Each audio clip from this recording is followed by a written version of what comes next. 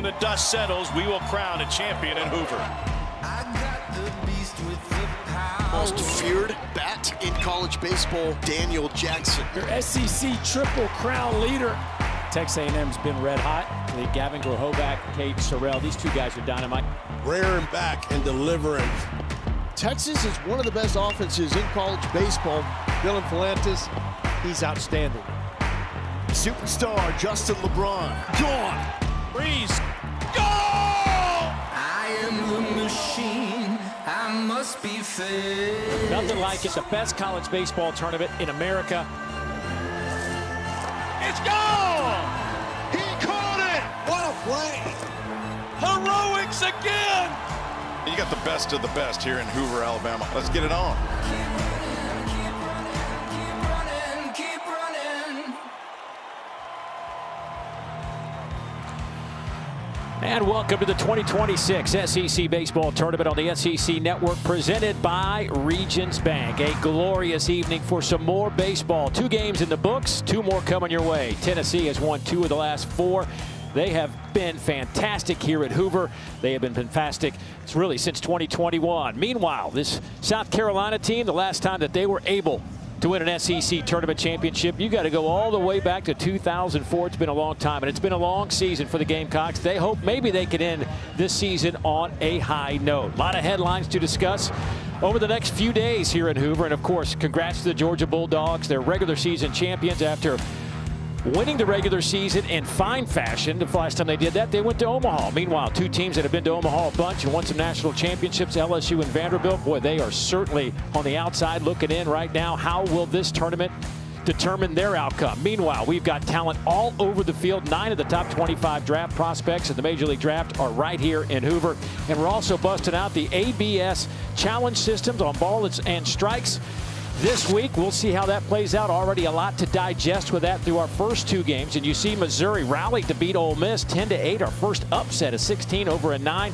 Meanwhile, Vanderbilt takes down Kentucky. They had to rally to do that, but Vanderbilt keeps their dreams alive. And meanwhile, Kentucky, they're just going to have to wait this out to see what it means in terms of their NCAA tournament chances. Dave Neal alongside former Alabama great and big league pitcher Lance Cormier. And Lance, let's start with this Tennessee baseball team. Obviously, it has not been the kind of season, didn't start that way that they were hoping for after the way they have been played the last few years. But they're starting to look like that Tennessee team of old. Yeah, they really are. And it all starts with the long ball. It's something that they've been known for since 2021. Last 5 years, they're the only team in the SEC with 100+ home runs in those 5 seasons. But going back to 2021, 804 home runs. Georgia, who we know mashes the ball, is the next closest at 123 less than them. So, I mean, this is all long ball, and that's what Tennessee does best. The Volunteers will bring their bats with them to Hoover. You see the home run totals, 5 straight with 100 more. They'll try to add to that. And they'll have to go without one of their best hitters in Reese Chapman as Nate Eisfelder gets the start today. Reese Chapman injured in practice yesterday, not with the team today. We do not know his status moving forward, but that means you get a young man out in right field making just his 3rd start of the year. And speaking of not making many starts, Cam Appenzeller on the bump today for Tennessee, the guy who's been fantastic as a freshman out of the bullpen. This is just his 2nd start of the year. Yeah, and this is a guy, though, he loves this type of atmosphere, this spotlight. Very, very high energy guy. I mean, the fastball, the stuff is all good. I mean, it's up to 94. Mostly fastball slider, fastball sweeper if you want to go. Occasionally change up, but he's coming at you with the fastball slider. But again, he relishes in this type of role. Opponent's hitting 236 against Appenzeller. And speaking of 230-something, that's what South Carolina hits, 234 as a team. That has been their issue this year. Matter of fact, it's just a tick over 200 in league play at 203. But this is how Monty Lee filled out his lineup card. They'll need the top half of this lineup to do some damage today with Evans, Scobie, LeCroy, Randolph, and Craddock. And you see South Carolina, they like to be in attack mode. 38% first pitch strikes. That is a big number for this team. And Monty Lee has really had his hands tied a little bit, taking over this program. Obviously, the middle of the season, replacing Paul Maneri when it just got off to, no other way to put it, a horrendous start.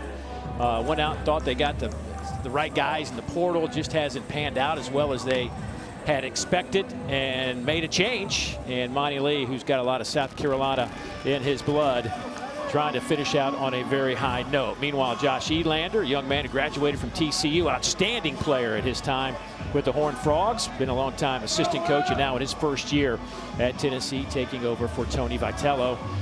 Vols come in with a 15-15 conference record, 37-19 overall. They've won 7 of their last 9, and they won back-to-back series in fantastic fashion over Texas and Oklahoma to finish up that regular season. And we are underway here in Hoover. Yeah, like you mentioned, though, they are playing their best brand of baseball when they need it most right now as they're going into the postseason. Don't look for many takes first pitch. Like we saw South Carolina, 38% first pitch hacking, and they also lead the league in swing percentage overall. Patrick Evans behind 0-2 to start things off. Patrick, a .223 hitter at the top of the lineup. He does have 7 home runs and 17 runs batted in. Out at second base today for the Gamecocks.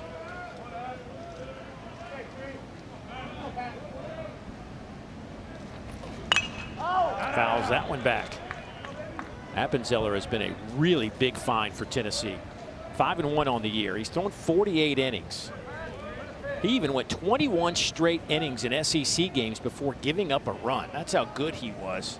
You don't see that very often out of a young arm in this league. No, he came in with stuff, but also came in with the mentality like he belonged there. You see a big breaking ball, 78 miles an hour, backdoor hook. But when you have the stuff, which most people will, right, when you come in as an SEC recruit, but you got to have that mentality, a little arrogance, a little swagger, just enough. Maybe not, you don't want too much of it because then you got guys wanting to get you, but man, you come on with just enough and expect to be here, and that's what he's done. Well, now he gets to face KJ Scobie, the shortstop, tied for first on the team in home runs. He's first in doubles and RBI. Scobie, a .257 hitter with 9 homers and 36 runs batted in, 16 doubles, 16 multi-hit games, also leads this team. And he'll look at a strike. Eric Gaucher behind the plate today, calling the balls and strikes with a little help of our ABS system.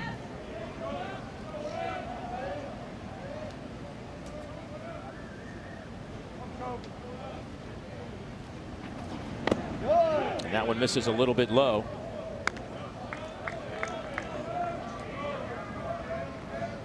We've had 19 in the first 2 games, ABS challenges, by the way. 13 of them have been overturned. It was fun to watch the college kids get the chance to do that. Well, Cerner from Missouri was on fire. Had like 5 in a row, and he was just tapping that head.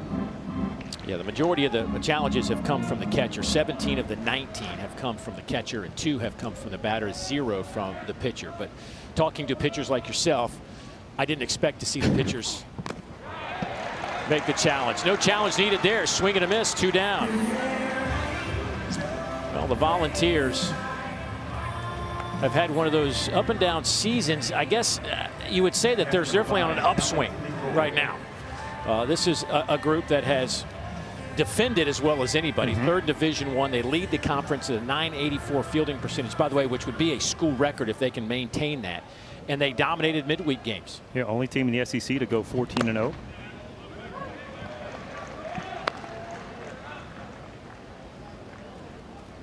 Here's the 3-hole hitter, Talmadge Lee Croy, playing in his 230th career game at South Carolina, the 5th-year senior. Missed a bunch of time last year because of an injury, but has been on the field all season long for Carolina. The young man out of Belton, South Carolina, .262 hitter, 8 home runs. He has drawn 131 career walks, which is the 4th best number in South Carolina baseball history.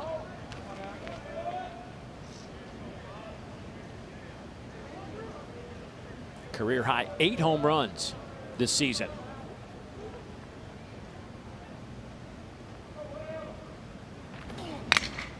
That one's lifted out to center field. Garrett Wright makes the catch, and a good easy 1-2-3 frame with a couple of strikeouts for Cam Appenzeller. It's Hoover. It's the SEC baseball tournament. Doesn't get any better than this.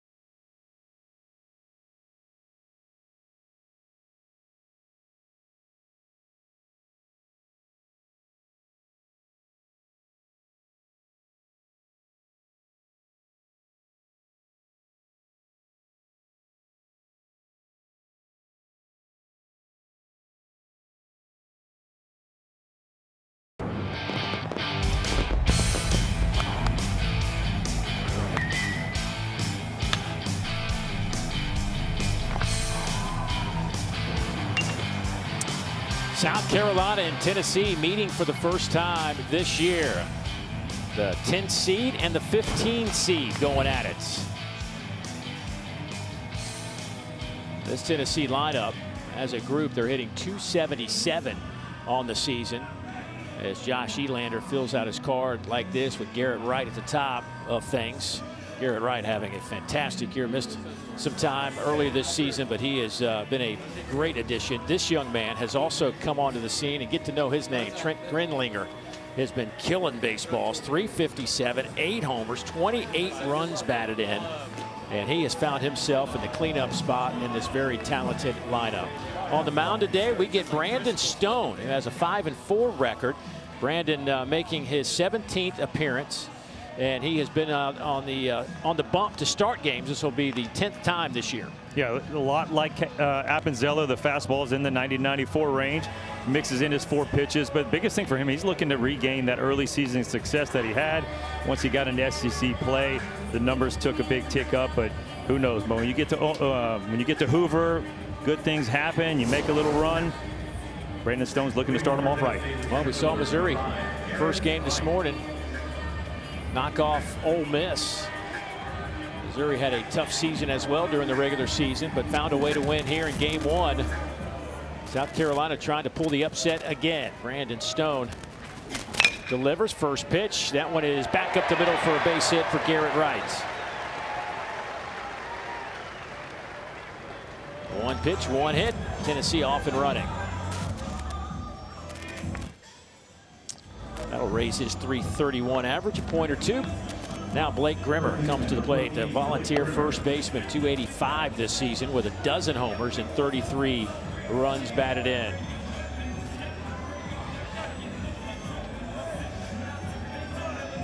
In league games, Tennessee hitting .256.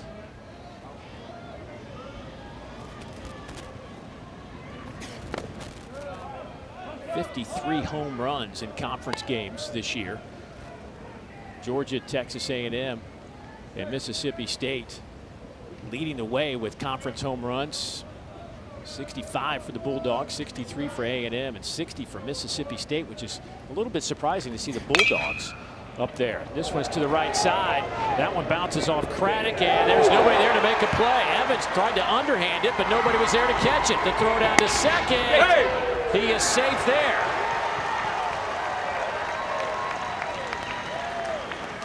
Second and third now for Tennessee. Well, Dave, as you can see, you have Craddock goes for the ball, right? When he dives, pitcher Stone has to be covering. He's a little late. He's kind of watching the play. Then you realize he takes off. And Evans looks like he's going to try to get there, flip, dive, and loses control of the ball. Hey! Yeah, right after the first baseman dives, if you're the pitcher and you're not there, it's going to be a tough one. That scored a single, then an error, and this ball's laced out to left, caught there by Wazama, and that'll be the first run of the game on a sacrifice fly as Garrett Wright able to score.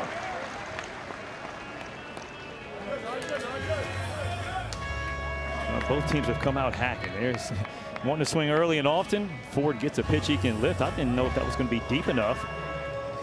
It is. Sac fly gets Tennessee on the board.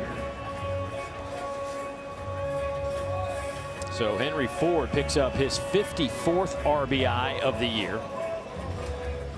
And now you get the tough out in this lineup right now, the designated hitter, Trent Grenlinger.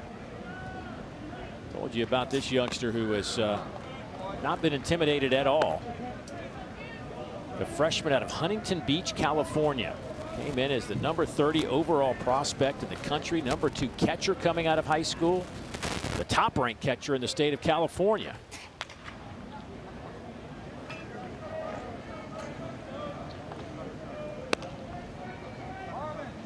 6'3", 211. I can imagine what he's going to look like next year after an offseason in that Tennessee. Well, man, that just shows you, right? You want to play early when you come into the SEC. You better look like this.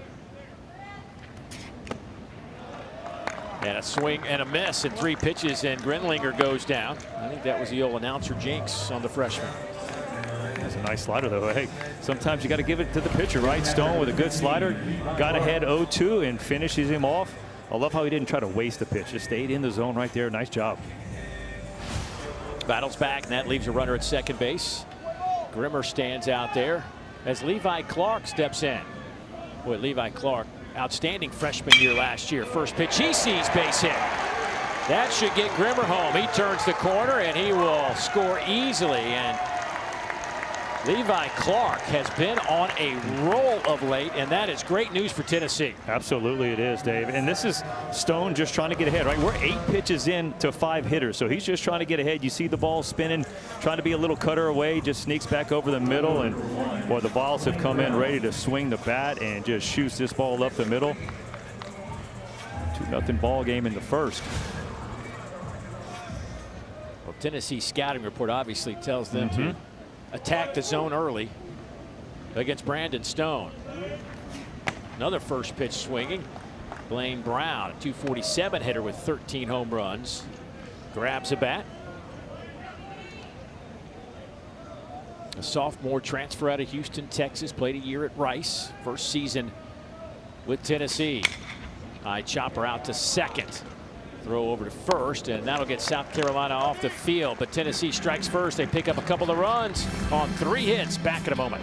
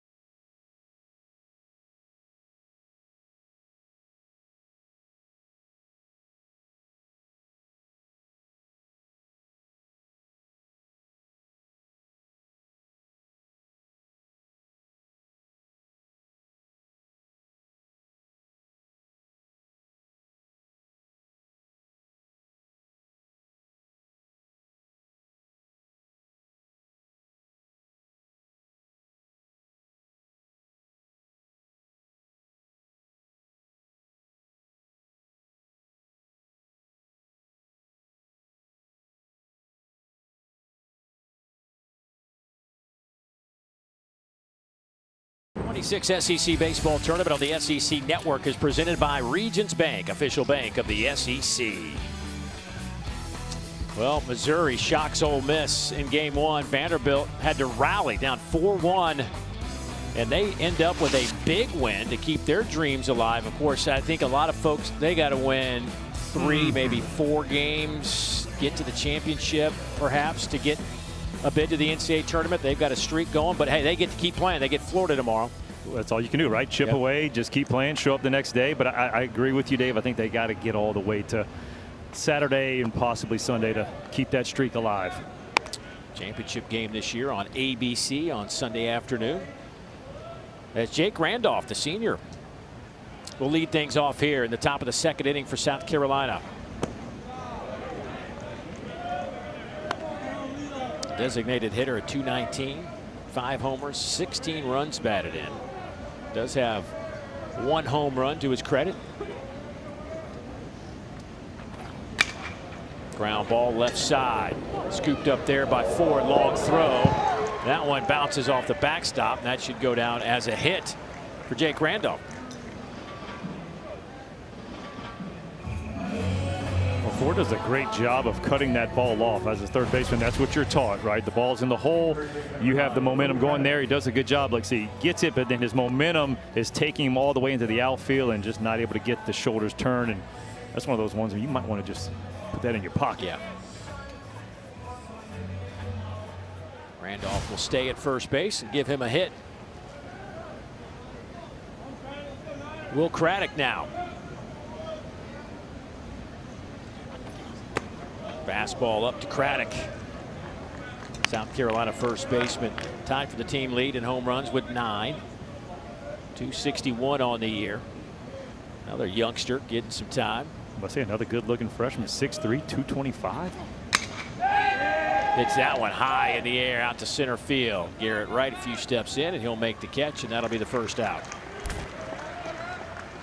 Appenzeller's doing a great job of keeping that fastball away, right? This is a big park. 405 to dead center. Big gaps when you talk about just the left center field, right center field gaps. We got logos everywhere down there. That's the part where you go, hey, just use the outside part of the plate, make the hitter go up there and beat you to the big part of the ballpark. And he's had 2 fly balls into center field. Ethan Lozama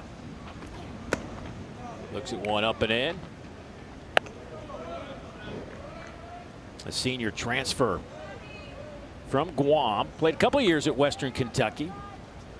Started a couple of seasons at junior college. His first season with the Gamecocks. 219 with 4 homers and 20 runs batted in.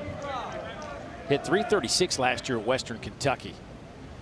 Well, that to me is the biggest thing about the transfer portal, is like, how does that mid-major game transfer to an SEC, ACC type league? Like, that's where that fine line of where, is it going to cost you?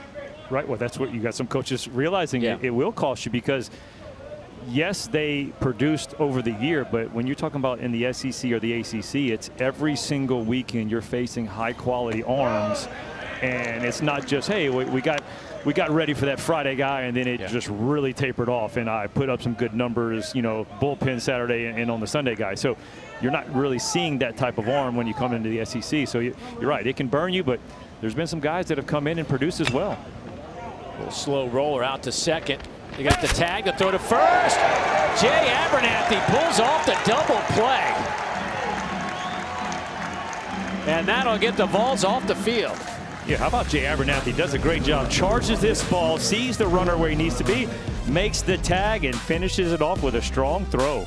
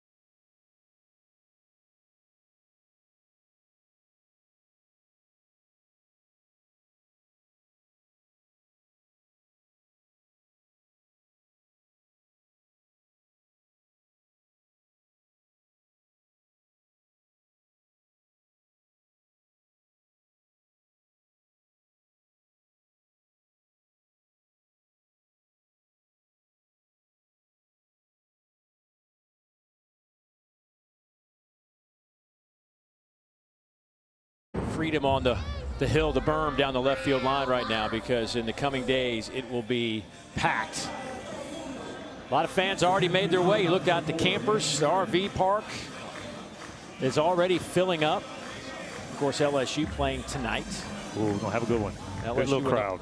LSU in Oklahoma, our nightcap tonight here on day one. We got Tennessee, South Carolina to go as we open up our night session. Well, I got kudos to all involved over there in Knoxville on the renovation to Lindsey Nelson Stadium this year. Oh, getting that place renovated, it was much needed, and boy, did they do a fantastic job. And it's a cliche, but they hit a home run. I see what you did there. Manny Marin, the sophomore, 9 home runs on the year. He hits a chopper out to short. Scobie fires, and Marin is retired for out number 1. 7, 8, and 9 due up here for Tennessee, and 7 is retired. And here comes Nate Eisfelder, the right fielder. He is taking over for Reese Chapman tonight and getting the start. And we certainly send out our best to Reese, who yesterday in practice was hit in the head with a baseball during practice, and it was pretty serious. I have not got the latest update. I know he left town. He went to UAB hospital yesterday, had things looked at. I don't know the end result. Went back to Knoxville to get checked out. So I don't know if he's going to be back to Knoxville. Haven't got the latest update on his visit to the doctor in Knoxville, but certainly a scary situation yesterday. So here's a chance now. You know, they always say next man up, and Eisfelder is the next man up.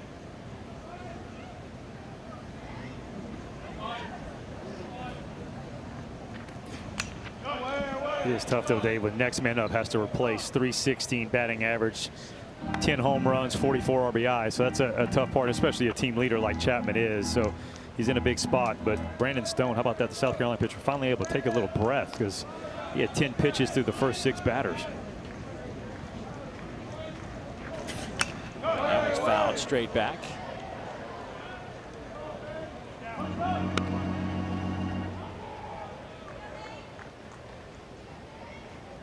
Stone has had some success on the mound this year. He was fantastic in a game against Texas earlier this year. Went 7 innings against the Longhorns in relief and gets a strikeout here. That'll be out number 2. Second punch out of the day. Got another slider. You see, he drops that arm slide a little bit, but I love how he's keeping it in the zone. He's not wasting pitches. And when it comes to the SEC tournament, boy, and you know your pitching staff's a little thin. These guys had series on Thursday, Friday, Saturday, so it's 2 days early. Not much rest, especially for the bullpen if they had to use them on Saturday. So saving some pitches, but not wasting them. That one's in there for a strike to Jay Abernathy. Volunteer second baseman at 242 on the year with 3 homers and 16 runs batted in. Stone has thrown 8 of 9 first pitch strikes. Boy, gets a swing and a miss there. He's ahead 0-2. I think he's kind of changed up maybe his pitch selection. Well, that's the whole part. You don't know exactly what the teams. We knew South Carolina would come out swinging early. And Abernathy finds that 5-6 hole and gets a base hit on an 0-2 pitch. Yeah, I think if you're Brandon Stone, you definitely want this pitch back, right? He had gone the sliders with the 0-2. This time he tries to go fastball. That ball's tailing away, but Abernathy does a good job of just staying on that ball, shooting it the other way, just short, quick to the ball, especially when he had down in the count 0-2. Just look at those hands, just right to it, stays inside of it very nicely. 4th hit of the game for Tennessee. First pitch swinging out to right field. Yuha's there to make the catch, and that'll do it for Tennessee. Pick up a hit, they leave a runner, and they lead it 2-0. When we come back, we will visit with Tennessee skipper Josh Elander. Back in a moment.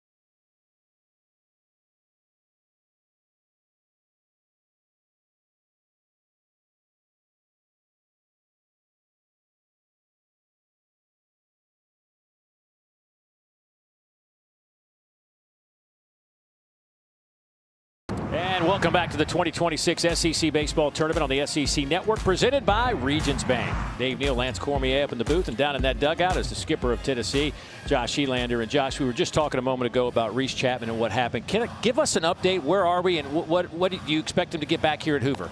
Yeah, no, it'll be a day-to-day deal. It was kind of a freak accident yesterday. Just got hit by a ball as he was coming in from the outfield. Now, the people here at the SEC tournament at UAB have been phenomenal. We're actually going to get him back to Knoxville today to get him further evaluated, but some cautious optimism that we could see him sooner rather than later. Well, Coach, kind of assess how you feel about your team right now heading into the SEC tournament. Well, I think the guys have done a great job of staying in the fight all year. It was tough sledding there early, but the bats seem to really be coming along, putting together some quality at bats and guys swinging it. And we have the versatility where we can move some guys around, where we're fortunate to do that. We don't have Reese Chapman with us today, but there's plenty of baseball left to be played, and this is the best time of the year. And we're excited to be back in Hoover today. Appreciate the time. Thanks for that update. Thanks, guys. Yeah, he has stayed the course. People are starting to wonder how this Tennessee team would play without Tony Vitello at the top of the point of the pencil kind of thing. And he has been the same guy since day one. Just stay the course, be patient. It'll come around. He felt like he had a lot of talent, and we're seeing that kind of come to fruition at the right time. Exactly right. I mean, you want to be playing your best ball right now and going into the postseason. They are. And when you have a guy like Tony Vitello, just the leader he was, as long as he's been there, the success he's had, there was going to be some just hiccups and speed bumps that you're going to have to get through. So you got to give Elander a lot of credit for, like you said, staying the course and being patient. Little number off the end of the bat. Going to be a tough play. Nobody can pick it up. Uhas will be in there with a base hit. Boy, talk about finding the perfect spot. Yeah, well, as a pitcher right here, especially the left-hander, Appenzeller finishes to the third base side. He veers off to the ball. His first one, he was going straight to the bag. That's how you're taught. You can, if you catch it on the way to the bag, you catch it. But if you can't, you keep going to the bag, let the second baseman field it. But he kind of deked both of those guys and put that ball in no man's land. We've seen some weird plays on little pitcher fielding practice just in these first couple innings. Leadoff runner on. Now it's time for Dawson Hallman to face Appenzeller. South Carolina with 2 hits. Neither one of them have left the infield. The junior out of Florida. 5 homers.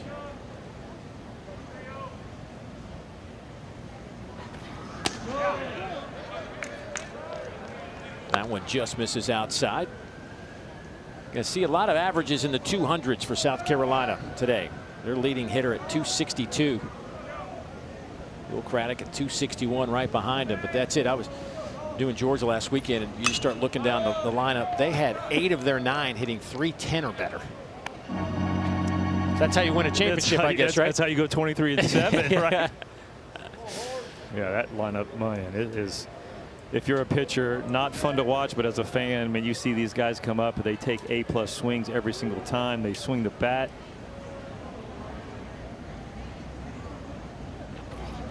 Harmon with a big leg kick. Swings and misses 2-2. This has been South Carolina's MO all year. Leading the SEC in chase rate on pitches out of the zone. Nasty slider right there. You call a back foot slider. You throw that slider right to that back foot. Swings right over the top.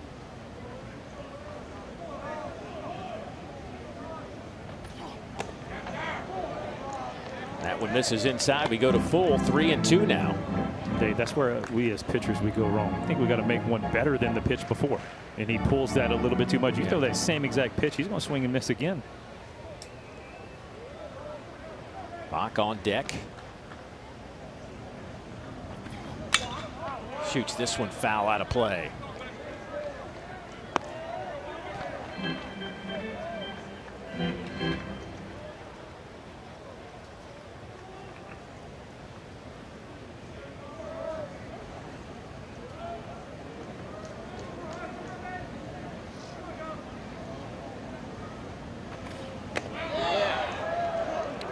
They want to challenge that one behind the plate. I saw Levi Clark tap the helmet.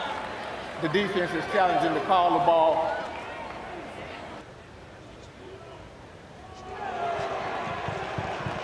Oh, by millimeters. Levi with a little smirk. Eric Gaucher with a little smirk as well on the back end. You think he tapped him like, yeah, don't do that. You got to trust me. Yeah, this pitch is close. I mean, he just goes fastball in. And I love it. Dotted that fastball in and goes right to it, but it's good that both of those guys have a little smirk with each other. So Tennessee will lose a challenge. They now have 2 remaining. Bach, the 9-hole hitter, squares up, lays down the bunt with runners at first and second. Clark from behind the plate makes the play to first. That's the first out, and runners move up to second and third now. But the ABS, we've talked about it, but if you're just joining us, only the batter, pitcher, or catcher may challenge. And it has been the majority, 90% of the time, it has been the catcher so far here in Hoover. Cannot come from the dugout. You have 2 to 3 seconds to make that decision. Otherwise, you will not be granted the challenge. And if they think it's coming from the dugout, they will definitely deny the challenge. So it's got to be a spontaneous movement by pitcher, catcher, or batter. And you start with 3 during the game, and Tennessee just lost one of those. If you win the challenge, you keep your challenge. And I know it says that the pitcher can do it. See, this is where they all got measured from a third party to know their height, because that was the biggest thing when it came to the big leagues. You started seeing some guys lose 2 inches from their baseball card. You're like, hey, hold on, I'm 6'1". Like, no, you're 5'11". And that'll be your strike zone. Base hit to the right side. This is going to get 2 Gamecock runners home. Uhas and Harmon score. And that'll be a triple for Patrick Evans. His second of the season, and it plates 2 South Carolina base runners in the process, and we are all squared up. You want to talk about a good piece of hitting right here. Patrick Evans just stays on this ball. It's a fastball out over the plate. You see it's kind of tailing away from a little bit, but man, look at the head stays down, shoots that ball. You know, I talked about the big gaps. You get that ball past the outfielders, and it's off to the races. And you mentioned it, Dave, second triple. That was a big one right here. Plates 2. We got a tie ball game. Really the first time anybody squared a ball up on Appenzeller today.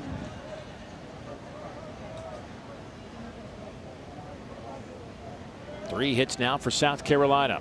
KJ Scobie, who struck out his first time against Appenzeller.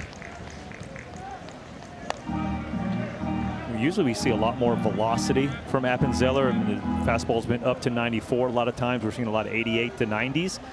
Don't know if that's something that, hey, as a starter, he's trying to save a little bit in the tank. But when you have a young guy like that has been coming out of the bullpen most of the season, where you can just come in and just let it eat, you don't want him to change his mentality. And I hope he's not doing that if that's the case, because, you know, it doesn't matter how long you go in this type of situation. You just want to put up zeros. 3-0 on Scobie. So my question is, you see South Carolina come up and they are just attack first time through the lineup, and now they're kind of stepping back and not swinging as many first pitches. Does that mess with you as a pitcher? Oh yes, especially if you don't have control of what you're trying to do, because you're thinking, hey, like, we know they're going to come in swinging, and it looks like it's been a flip of both teams, right?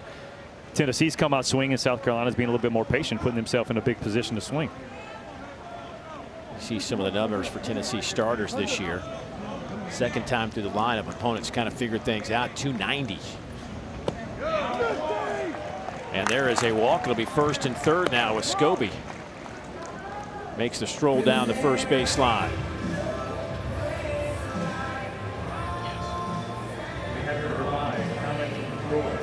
So now first and third, one down.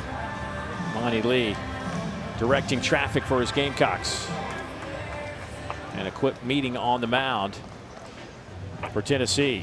You know, Dave, that pitch right there was the reason you should never allow a pitcher to challenge it, because as a pitcher, I would have wanted to challenge that with how good Levi Clark made that look. Josh Reynolds out to the mound, have a quick discussion.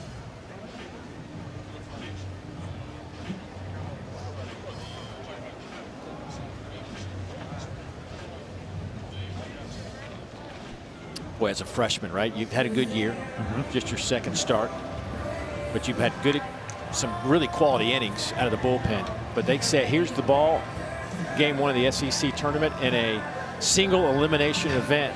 I can only imagine, like, he's probably calm through most of the day, right? But as we got closer to first pitch, I imagine it was kind of the rate was going a little high. Yeah, you get on the bus, it starts getting real, right? You get off the bus, you see the crowd, right? You walk onto the stadium. But that's been his biggest thing. The last 6 games, he's given up 22 runs in the SEC. He had a game against West Georgia where he put up a 0, but his last 6 SEC games have been pretty tough. And you don't know if it's the freshman wall he's hitting toward the end of the year, because there's a lot of intense innings. You know, it's not necessarily the innings count, it's the innings that you're throwing, and there's no more intense innings than you're getting into the SEC.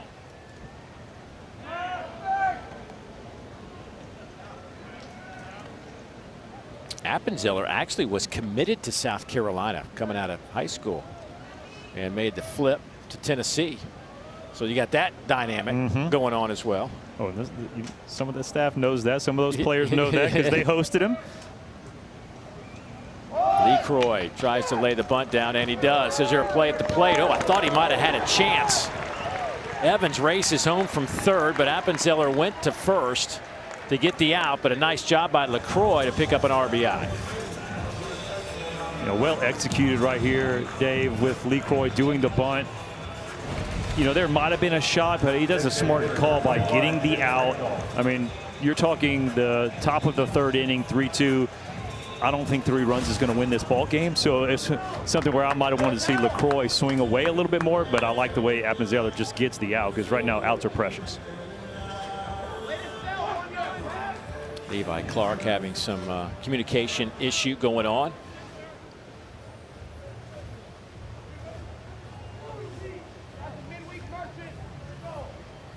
LeCroy gets the RBI. The veteran, we told you, he's playing his 230th career game at South Carolina.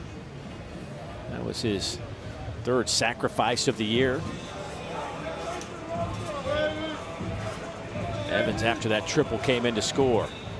South Carolina, team that's lost 12 straight games coming into this one.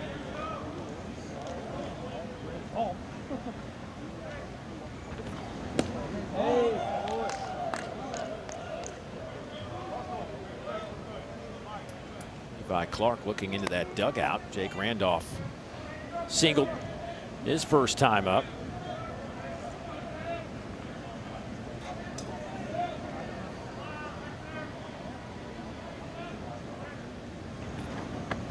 Down in the zone.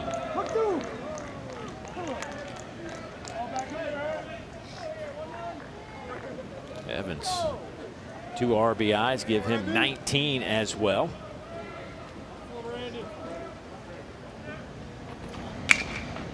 Out to short. Marin. Couple of runs on the board. Give him 3 runs for South Carolina. They've taken the lead. Yeah, Gamecocks come fighting back. How about it? Patrick Evans, look at the beautiful swing right there. Little backside triple. And oh yeah, a little excitement from the boys.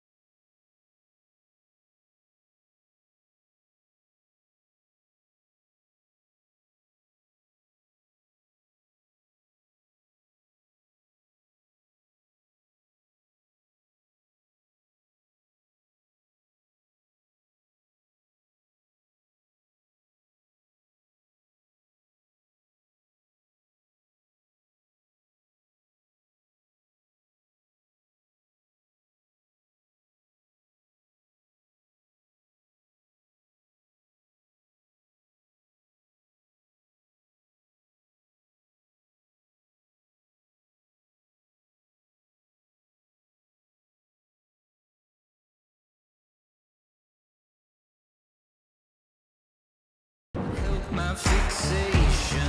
The real fun just getting started. Run straight for the breakaway. The celebration is on. Begins June 12th. Everybody trying to hunt down that trophy, but only one can hoist it. And as you see in the last 10 College World Series, the SEC has been in that championship tilt 13 times and won 7 of them. The rest of Division I baseball, 3 titles. Can the SEC do it again?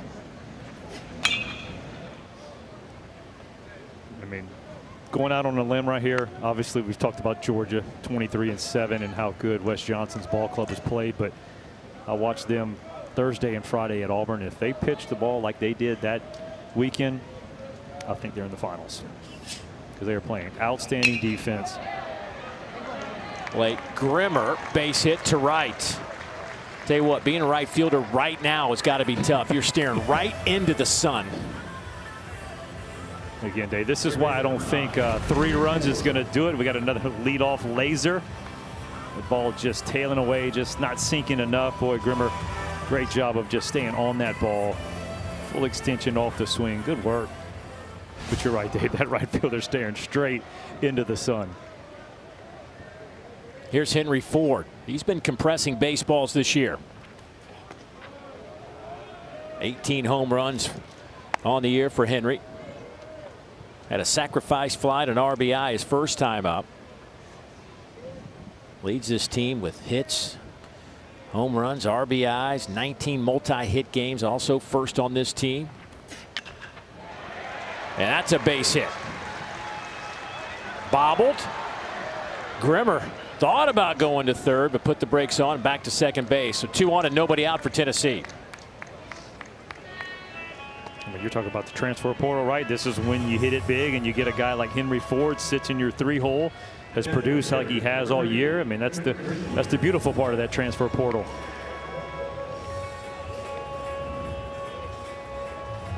And Trent Grenlinger steps to the plate. You know, I told you all about Trent, freshman, how great he has been as a freshman, and his resume coming out of high school, and then he strikes out. So I'm going to just leave it alone right now and see how he does. See if it was me or not. You want me to try? Yeah. He is hitting .471 with runners in scoring position, leading the team. So let's see if he can continue to produce like he has all his freshman year.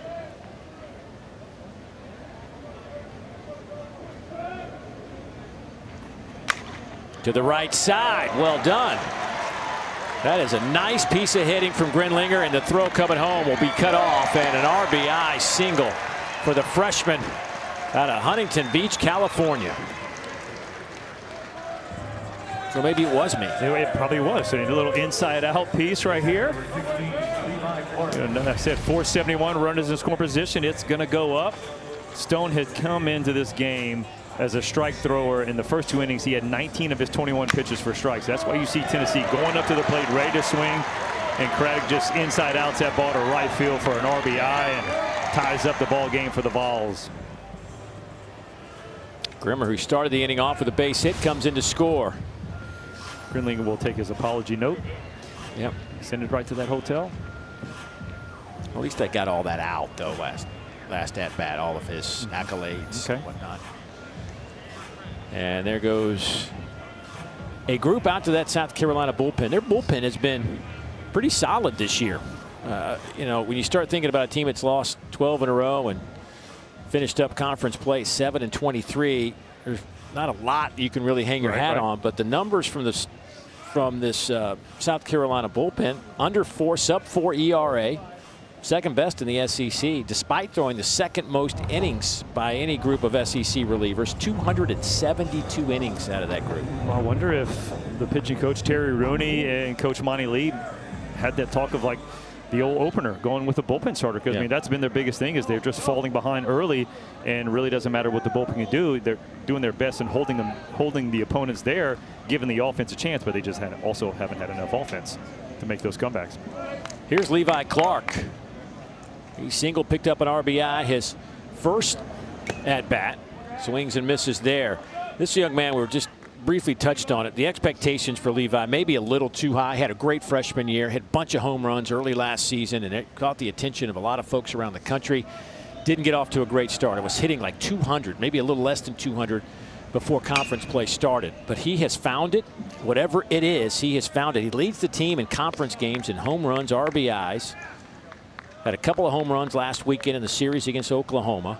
Last 10 games, 333, 6 homers. I mean, just look at these numbers. Yeah, that's crazy. And that's a young guy putting a lot of pressure on himself to be somebody instead of just relaxing and let the game come to you. Again, now he's in a good spot. Last year was hitting a little lower than lineup where he's not the known name, everybody. And so the pitchers get to the point where they've just grinded through the first part of the lineup, and they're like, oh, I'll get to this freshman and, you know, maybe relax a little bit. And he obviously made him pay, but you need to go into the season. Don't put the pressure on yourself. Just go out there and let the game come to you. He's behind 0-2. Stays alive as he slaps that one out of play. You know, that 0-2 slider was more horizontal than vertical and up and down. So, I mean, the sliders we've seen for his strikeouts have had a little bit more depth to it instead of just going away from the hitter, and that's why you're able to spoil that one. Just off the plate, and looks like Lee Croy wants a challenge as he taps the helmet. The defense is challenging to call the ball. Oh, good challenge by the fifth-year seniors. That one catches a piece of the strike zone, and Levi Clark walks back to the dugout. I mean, that's probably the best thing about the ABS is watching the reaction of the team that wins the challenge. Yeah. Oh, hey, they talk about double plays, pitcher's best friend. How about the ABS challenge on one of these calls? Okay, Brandon Stone says, I'll take it. Little 0-2 strikeout. Nice job. Yeah, a little point. Good. Props to you, Mr. LaCroix, for calling that one. That one misses inside to Blaine Brown. A veteran catcher, Talmadge Lee Croy. That was about as quick as I've seen a challenge today. Like he knew right away. And you know, as a catcher, you kind of think you know the zone, right? Because you're back there. But now that we have it defined here in the college game, I guess there's still a little bit of a guessing game with those guys, because it's strike zones vary by umpire, but because we don't use this ABS or haven't. So there's never been really a defined thing for them to kind of judge it. Some guys will let you go maybe an inch or two out or maybe an inch or two up, and you kind of have to feel that umpire out. But now, when they're defined, here we go. Yeah, let's tap the helmet. Swing and a miss, foul tipped at the plate. And on a lot of these SEC schools, they don't necessarily use umpires anymore in the fall. They just throw up the track man on the scoreboard, and that's what they do for the strike zone. So when they went into the regular season, they're going up there because they're used to taking pitches. You can see the stats just so far on this tournament, but they're used to taking pitches and seeing the track man zone, which is really tight. Yep. And then they got into the regular season and going, whoa, hold on, the umpire's giving that play. You had to adjust to that, but now they're getting back to that track man zone. That's a called third strike. Back-to-back Ks for Brandon Stone. There's 2 outs in the inning. Oh, how about this backdoor breaking ball? This was perfectly placed down in that part of the zone. Nice job right there by Lee Croy, selling it as well. Stone's got the breaker working.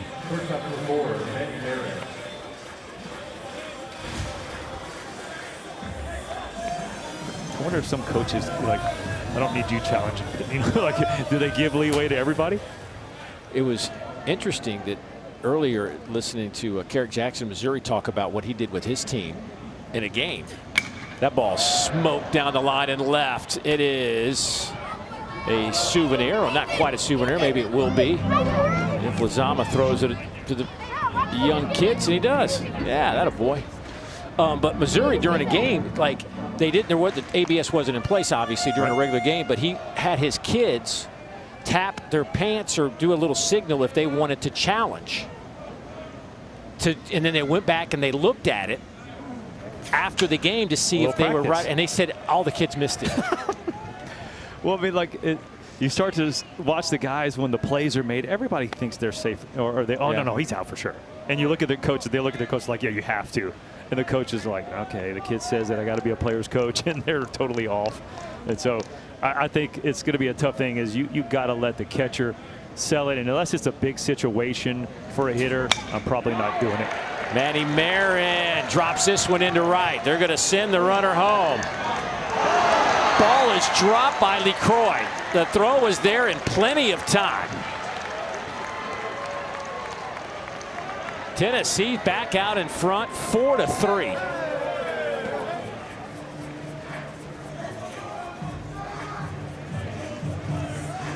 Ford hustling home, and it looked like if there was any chance to hold on to that baseball, he might have been out. Yeah, I thought there was no way he was going to send him, but the throw is a little offline, but the throw was there in enough time. Even if he catches it, LeCroy not able to pick up the short hop. Sometimes it needs to be a little bit longer hop. He would have been dead to right at home, but you put pressure on a defense, and Tennessee ties up, or no, takes the lead.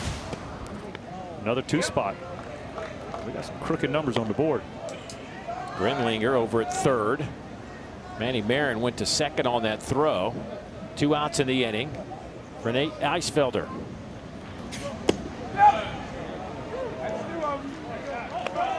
Boy, that pitch, 93 miles an hour. It is really running. Yeah, he's got the sinker working, and that's the part. He's getting the ground balls when he needs to.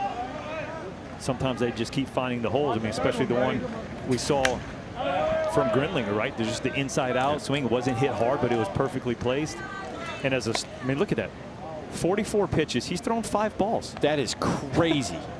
I mean, honestly, I don't know that I have seen a number from a college pitcher like that. Props on the scouting report. Strike thrower was in there. Right. That's why Tennessee's been swinging.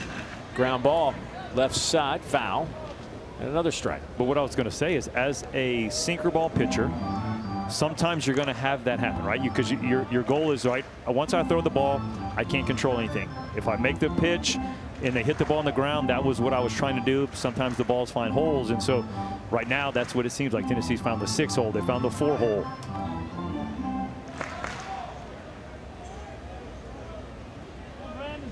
Oh, 0-2 on Eisfelder. Getting a start today for Reese Chapman, who's out injured.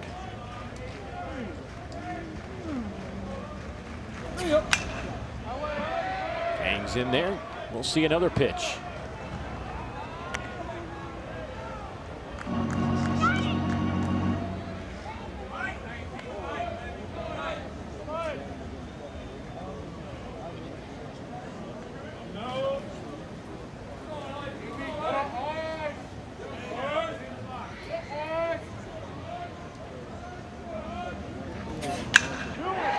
Shot out to right center. There's a big gap. That one will take a couple of bounces off the wall. The Vols will score another run. Grinlinger and Marin both come in to score. And 2 RBIs on the board for Nate Eisfelder. Making the most of his opportunity here in Hoover. Well, you said next man up when it comes to Nate right here. Eisfelder gets his opportunity. Cade in his first at bat, but boy, 0-2, too much of the plate. Again, strike thrower, but sometimes you got to waste the pitch even more, get out of the zone. Tennessee is in a swing plus mode, and right now it is going well. 6-3 Vols.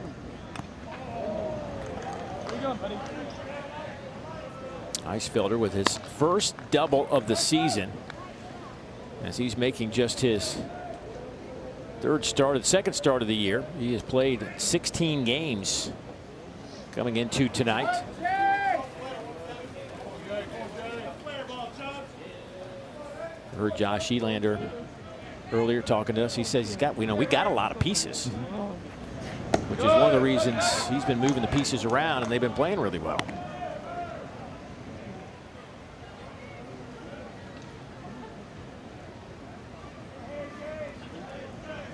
Since 2020, no team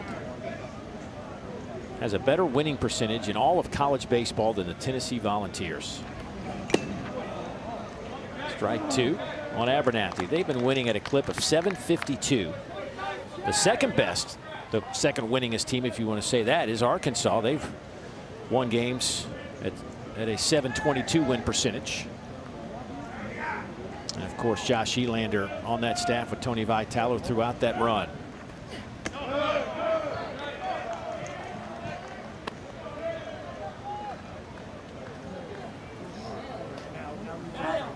I mean,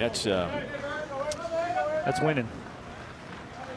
Southern Miss having another good season this year, by the way. Also, they had decade of dominance, 10 straight 40-plus win seasons for Southern Miss. That's making it work. Hey, that's a place where some SEC schools have gone to their regional when Southern Miss gets a host. Not a fun place to play as a visiting team. Here's the 3-2. Shot down the line and left. It'll be foul. Actually had to call a super there. The year Ole Miss was the last team in, and they got through the regional, went to the super in Hattiesburg, and everybody was thinking Southern Miss has this locked up. They're going to Omaha. The town was going crazy, and Ole Miss goes in there in 2 games, and off they went. A nice ride to the championship. Chopper to short. Scobie drops it. Just dropped it on the exchange, and South Carolina. It just epitomizes the season. That's it. I mean, just another sinker ball. Abernathy does a good job of staying down to it. I don't think he makes this play with the way Abernathy runs. You see, he was going to have to transfer that ball. It's going to be a tough throw off balance. Doesn't get the transition from the glove, but Abernathy out of the left-handed side of the batter's box, and just the way he swung that bat already moving toward first base, I think he beats that out.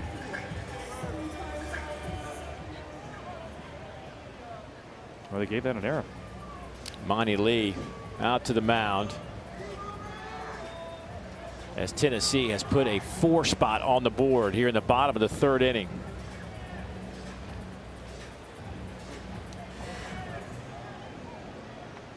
Stone was throwing strikes, maybe just too many of them.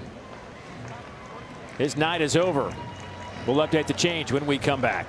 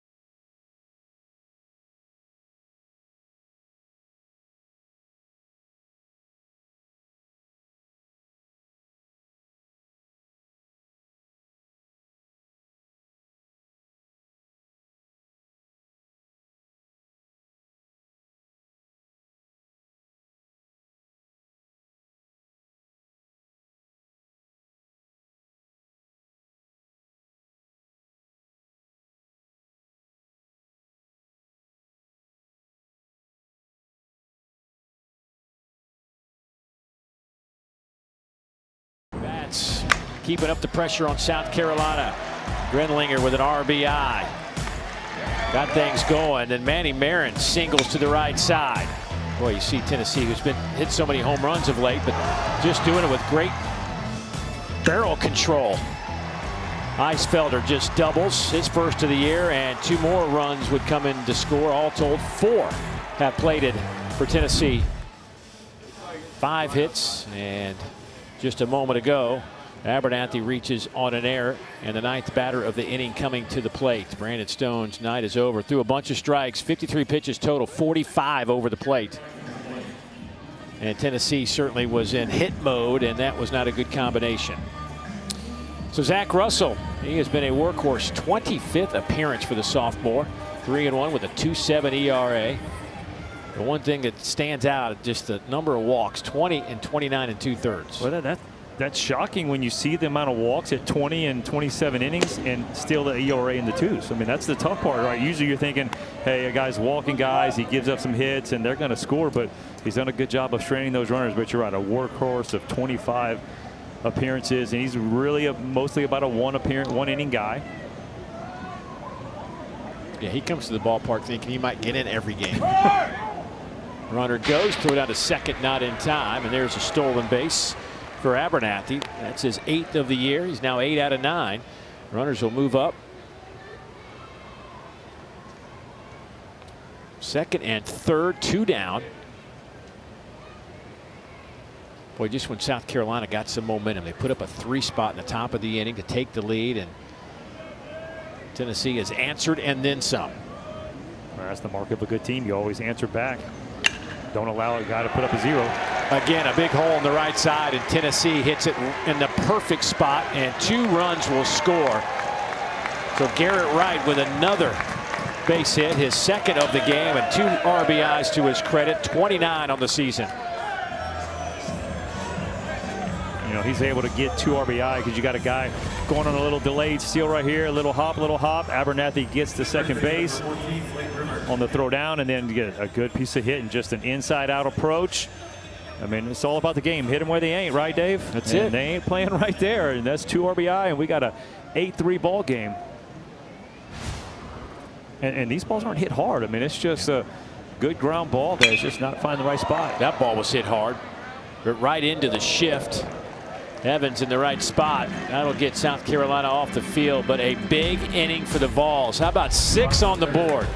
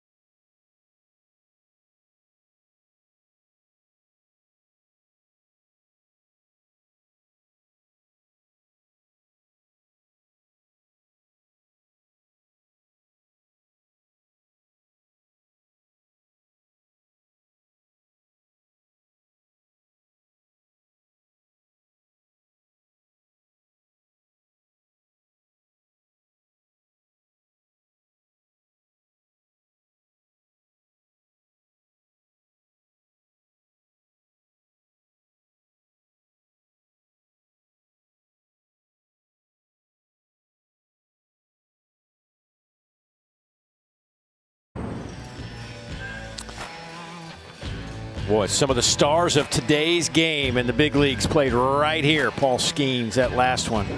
Didn't take him long to start dominating at the next level.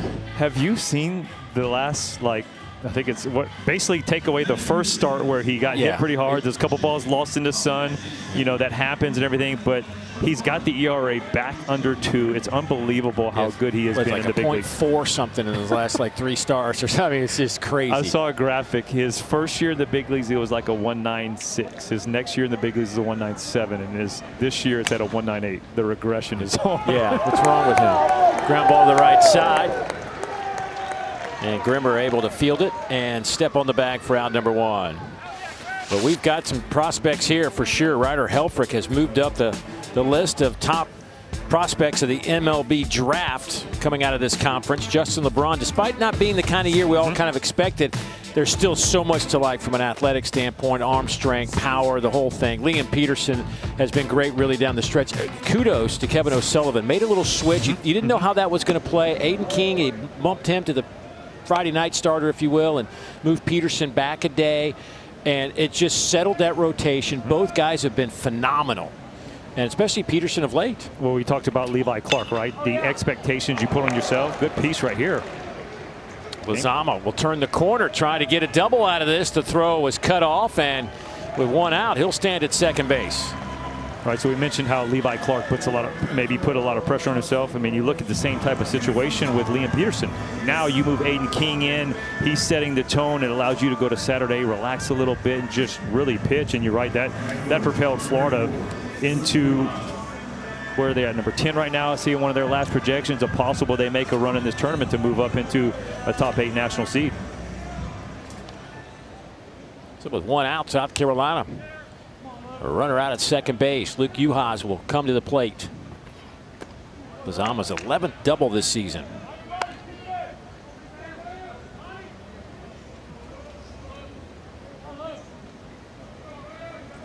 Uhas singled his last time up, came in to score.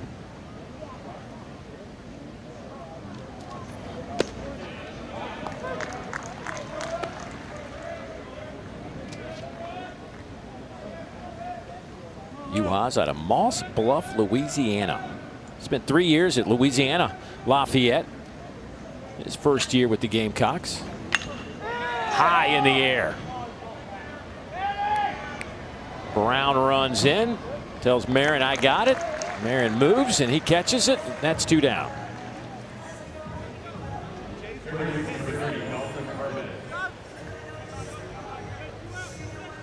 Dawson Harmon. He will stroll into the batter's box. Dawson walked and scored his first time up.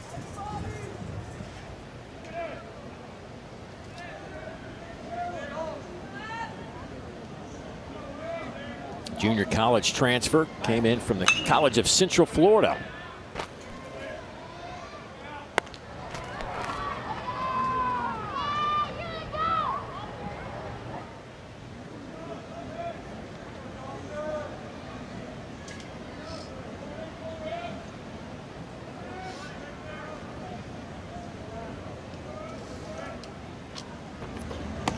That one's up in the zone. 2-1. Excuse me, 1-1.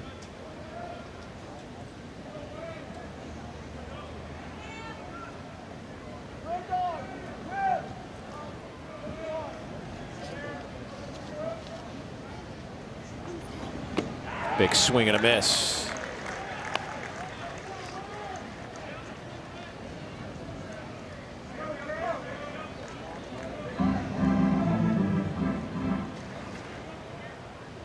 Tennessee has already put together 10 hits and 3 at-bats. South Carolina will stick with 4 hits. The meat of the lineup coming up. Henry Ford, Grinlinger, and Clark due up for Tennessee. When we come back, though, we will visit with the interim head coach of South Carolina, Monty Lee. Stay with us.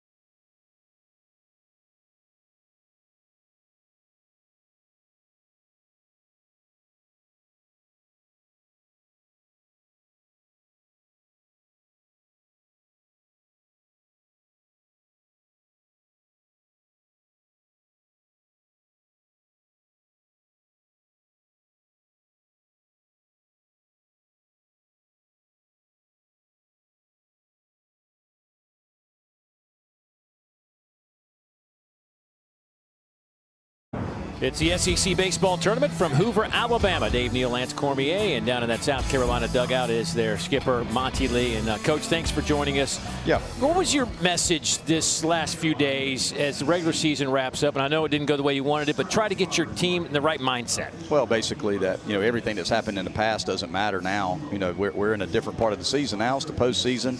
It's new life, new opportunities for us, and let's come out here, have a lot of fun. compete with confidence, and let's try to see if we can put together a good baseball game. Well, Coach, as the offensive approach, you guys came in leading the league in swing percentage. Did that change today? Because it looks like y'all are taking a lot more pitches. Well, I just think we're just trying to hunt pitches that we can drive, and so far, our guys have been fairly disciplined at the plate. Obviously, Appenzeller's really good, but we were able to put together some good at bats there, put together a big inning in the third, and look, we got to get some outs. Like, we got to execute some pitches and get some outs. We need a 0 on the pitching and defensive side, and hopefully we can find a way to put together another big inning and get us back in this ball game. Coach, thanks for joining us. Great seeing you. Yep, thank you, guys. All right, buddy. Finally, one of the good guys in college baseball. Known him for a long time, and I wish it'd gone a little better for him than it has. But he's one of those guys that's always positive, and you can just tell just the way that first answer was. That one scoots past the third baseman, Dawson Harmon, into the corner, and Ford will make a double out of it. A hard hit ball.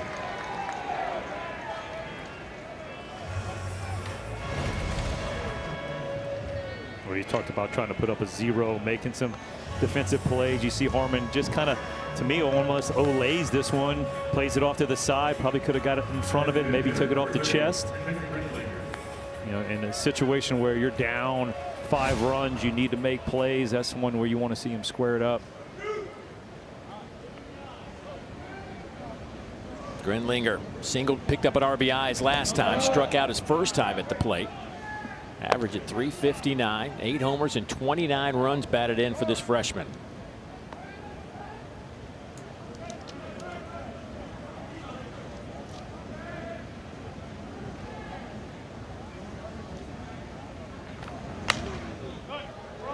Russell pumps wood in there at 95.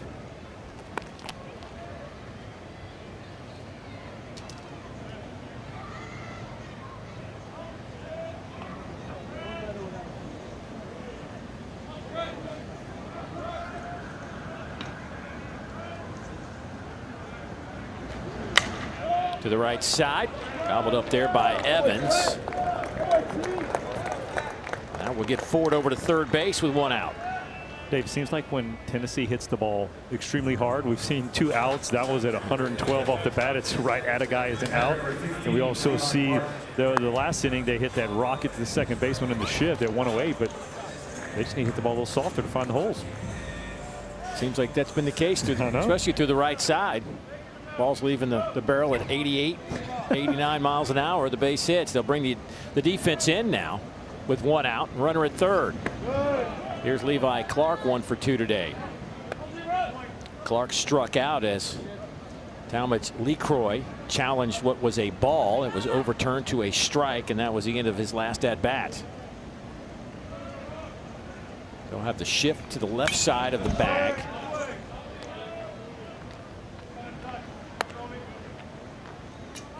Boy, if Levi Clark could just push one to the right side, he'd have an easy RBI. There is a big hole. Easier said than done. See, nice from my spot right here, right? Yeah. Just hit it over there. Yeah, what are you trying to do? But you can see, Dave, with the second baseman, Evans, playing right pretty much behind the pitcher. That's where, as a pitcher, you got to stay out of the way. And it's tough because your initial instinct is to go after the ball. But on one of those choppers, like, hey, or a hard hit ball, let the second baseman field it. The 2-1. A little low, 3-1. Clark, by the way, with a runner on third and less than 2 outs, has had 20 opportunities this year in this type of situation. He has produced 14 of those 20 times. A 700 clip for him.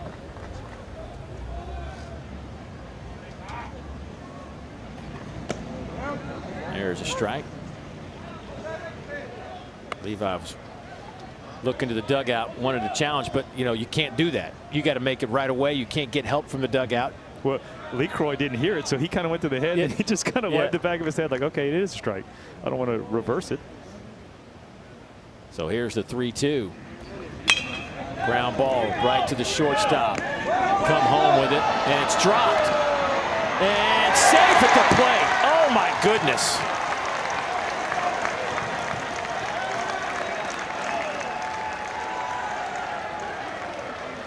They had Ford nailed. And he's bailed out by, I don't even know how to describe that. Just errant baseball. Like I said, perfectly placed. You got there, and Scobie makes a beautiful throw, and then LeCroy on the transition, drops it forward, smartly gets there, and that just starts to look like South Carolina season, right? You're going, we have them, the play's not made, and then the pitcher and the catcher run into each other. And the next runner also makes second base. A fielder's choice, an E2, no RBI. Clark stands at second base. I mean, as a coach, I mean, I don't know how you coach around that. You can't. It's all about execution. Once those players are on the field, you had them in the right spot. You called the infield in. You got the ground ball.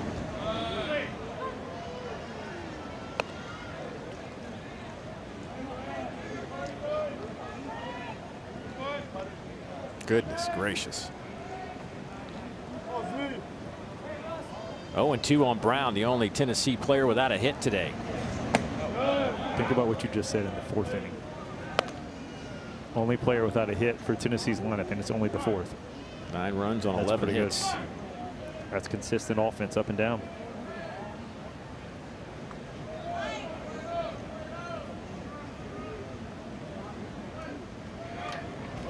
That one misses up and away. 2-2 the count. Lane Brown. Ground out and a strikeout. Averages dipped 3 points.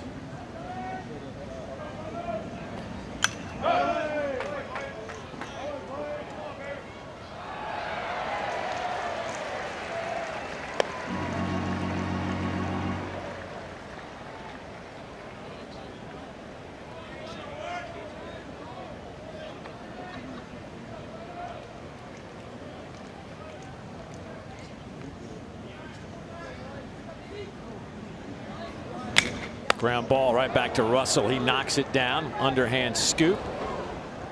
Everybody holding their breath after what we've seen so far from South Carolina, but that was the out. So 2 down.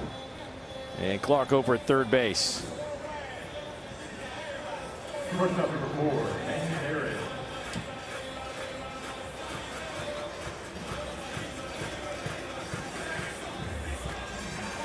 Here's Manny Marin, the Tennessee shortstop. Singled with an RBI. He's 1 for 2.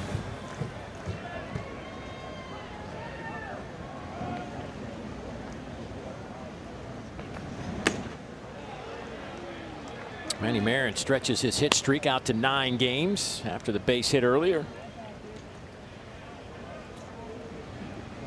Reese Chapman, who's not with the team because of an injury suffered yesterday at practice, but he has the longest hit streak going with this team. 10 consecutive games with a base hit for Reese. Heard Josh Elander talk about that injury yesterday. Was hit in the face with a baseball at practice, and optimistic, is his word, that they could get him back. It's a day-to-day situation with Reese, and they hope that maybe he can return back to Hoover Met and play some baseball before this event is over. Tennessee's got to keep winning. Got to win here, win tomorrow with the single elimination, which has added a little spice to this event starting last year when all 16 teams invited to Hoover. But you got to think, if they keep winning and they keep advancing, you're doing it without him. So why would you try to risk it, bring him back unless he fully is healthy? But you know it's a competitor. He wants in. Little ground ball gobbled up there by Harmon over to first. And yes, Craddock kept the foot on the bag.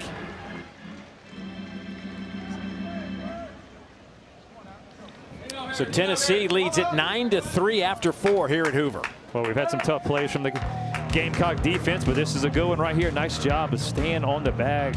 Will Craddock, full extension.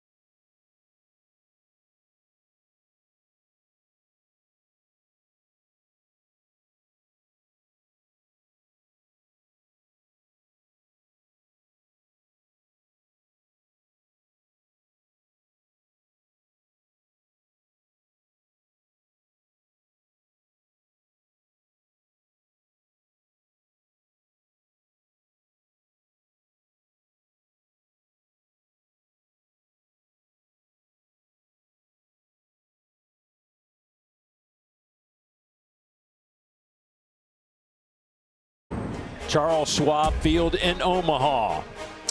That is where the 8 best teams, you could call them that, right? You may not think they are, but they somehow got there. That's so right. They would be the best. No doubt.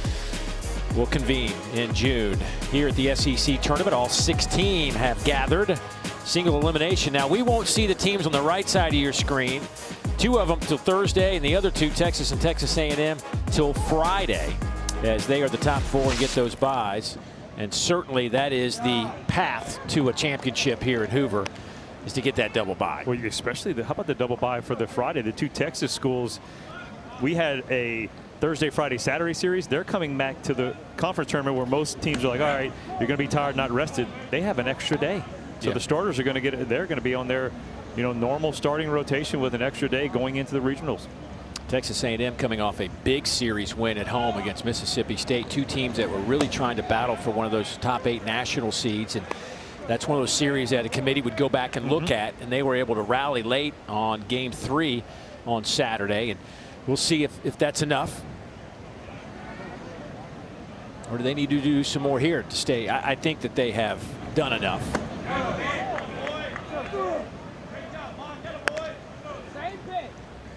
Appenzeller's done enough. Had a tough 3rd inning, gave up 3 runs, but now has a 6-run cushion. But you got to give him credit. Just ended that rally. South Carolina was putting it on him in the 3rd inning, but stick around. Your offense bails you out a little bit. Now you got a 9-3 lead. Tyler Bach in the 9 hole. Then it's Patrick Evans and KJ Scobie. Man's got 2. You got to give one of those up. No shot. Yeah. Yeah. Now I think about it. I ask myself, would I give it up? No. Henry Ford makes a play. He gives it up to his first baseman, Blake Grimmer, and that'll be the out to get the inning started. Dave, you got to load up the BP bucket. As many as you can catch, right? Yeah. I'd say I've taken a few baseballs from some ballparks over the years for the BP bucket. You have to.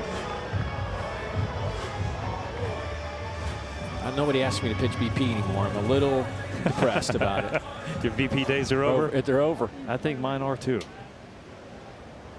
Did a little throwing ball in the pool today with my young one, but he's a basketball track guy. So, yeah, I think my BP days are over. Yeah. Felt good to kind of throw a little bit, didn't it? Yeah. Do you throw him any cutters? Or? Oh, had to. I was trying to teach him not to throw it. Appenzeller delivers to Evans with a base hit. After a triple, Evans with a base knock here in the 5th inning.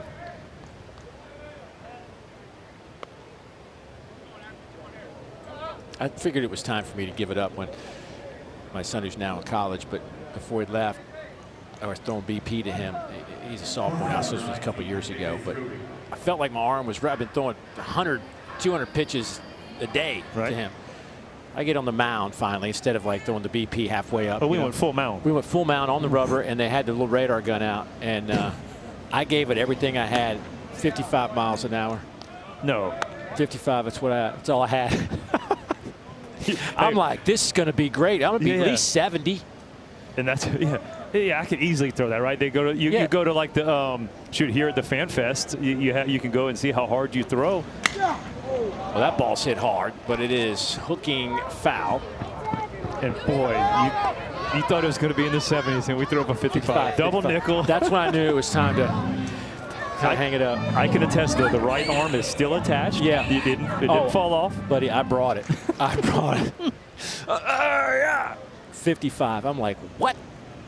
I walked off. Check the gun. That was it. This one needs new batteries. Yes. Another souvenir down the right field line. Don't forget, we've got more baseball coming up. The LSU Tigers trying to shock the SEC. Can they make a run here in Hoover? It's kind of like, this place, Omaha, is like the second home and third home of the Tigers. The crowd will be here. It's just a matter, do they bring the bats, do they bring the arms, throw the ball over a plate and get some outs? Well, they're going to throw William Schmidt tonight against Gavin Jones, who hasn't pitched a whole lot for Oklahoma, but William Schmidt is one of the better arms you'll find in the country. We have both LSU's 1 and 2, Kason Evans and William Schmidt. Good piece right there. That's the back foot slider you want to talk about. We saw it earlier, and this one right here is perfectly on the 2 strikes. You know, it's tough when you throw your good strikeout pitch to get to 2 strikes, and you got to back it up. But this one right here, well, look at that. That almost hits him in the back knee. Nice job right there by Appenzeller. Like halfway through that swing, you could see Scobie go, What am I doing? No, right. But like I was saying, Schmidt and Evans got skipped on the last weekend so they could be prepared to this one, because talking to Coach Jay Johnson, they know that obviously they have to make a run in this tournament and win it all to get into the postseason and extend their regional postseason streak. Talmadge LeCroy 0 for 1 as an RBI.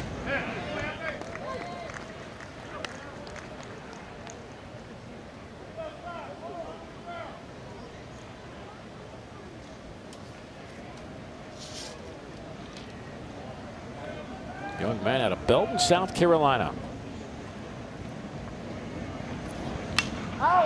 Fouled that one straight back.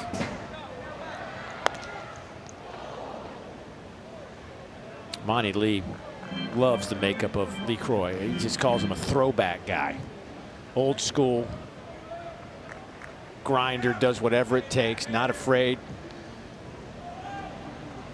Look at that face. He is ready to, he's ready to do some damage. And he does. There you go. Yeah, those are guys that before the game starts, uniform's already dirty. And if it's not, like you see them, you know, bending down, putting dirt on it. They haven't had a chance to dive yet because they just feel better when the uniform is dirty and they're ready to rock.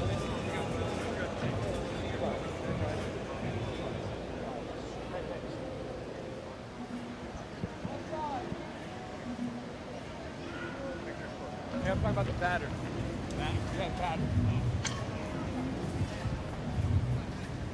Some activity down in that Tennessee bullpen area.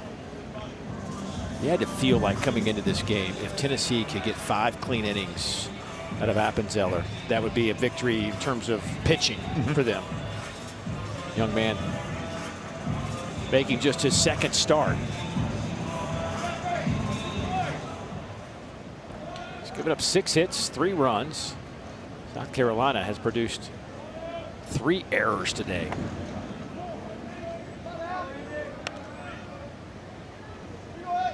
You had that one double down the line that I thought might have been an error. It looked like he played it a little to the side, but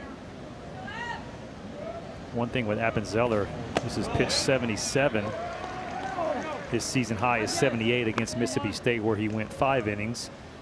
He's gone 5 a couple times, went 6 innings versus Vandy, but obviously throwing a lot more pitches in this game. That big 3rd inning got him when he threw 25 in that one.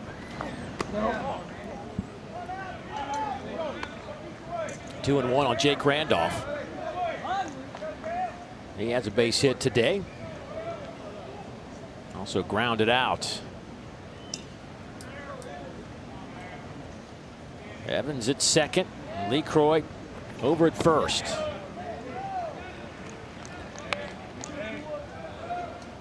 Pitch count getting up there at 79.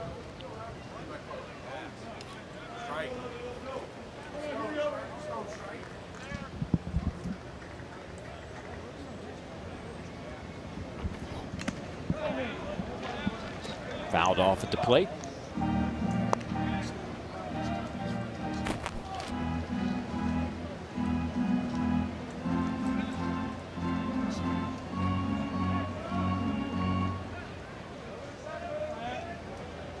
Boy, what a beautiful night. Sun setting.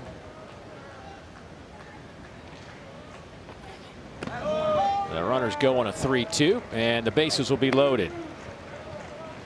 And the 81 pitches are a career high for Appenzeller. Let's see if they decide to let him pitch to Will Craddock, the freshman first baseman. So you got young blood on young blood. They're going to try to stall a little bit, but the catcher in the bullpen, he still hadn't squatted down. So they're a couple hitters away from getting loose. You haven't seen a full fire drill yet. He's not intensely throwing, but one little walkie-talkie down there might say, hey, we know you just speed up a little bit.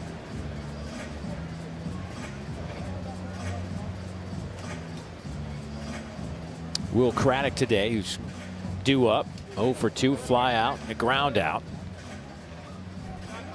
Craddock's average has dropped down a few points today. See the numbers on Appenzeller, that 25-pitch third inning. That's when South Carolina scored their 3 runs.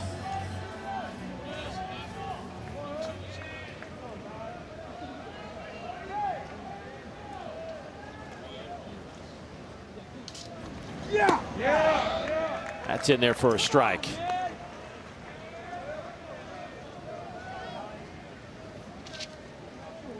Craddock, 6'3", 225, a freshman out of Anderson, South Carolina. Was the state's high school 5A player of the year. Now he's behind 0-2. Craddock playing some first base, but when he came out of high school, he was ranked as the #2 shortstop in the state of South Carolina.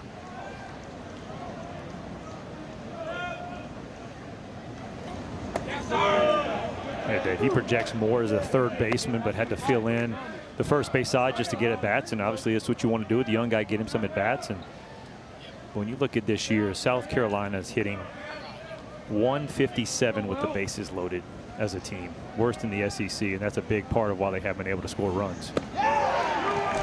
That's a strike. Craddock knew it. Nice pitch to get out of a jam for Appenzeller. Tennessee leads it by 6. Long day for Todd Walker and Tom Hart to start the day with a couple of long games. I'm sure Todd's out there maybe taking a nap.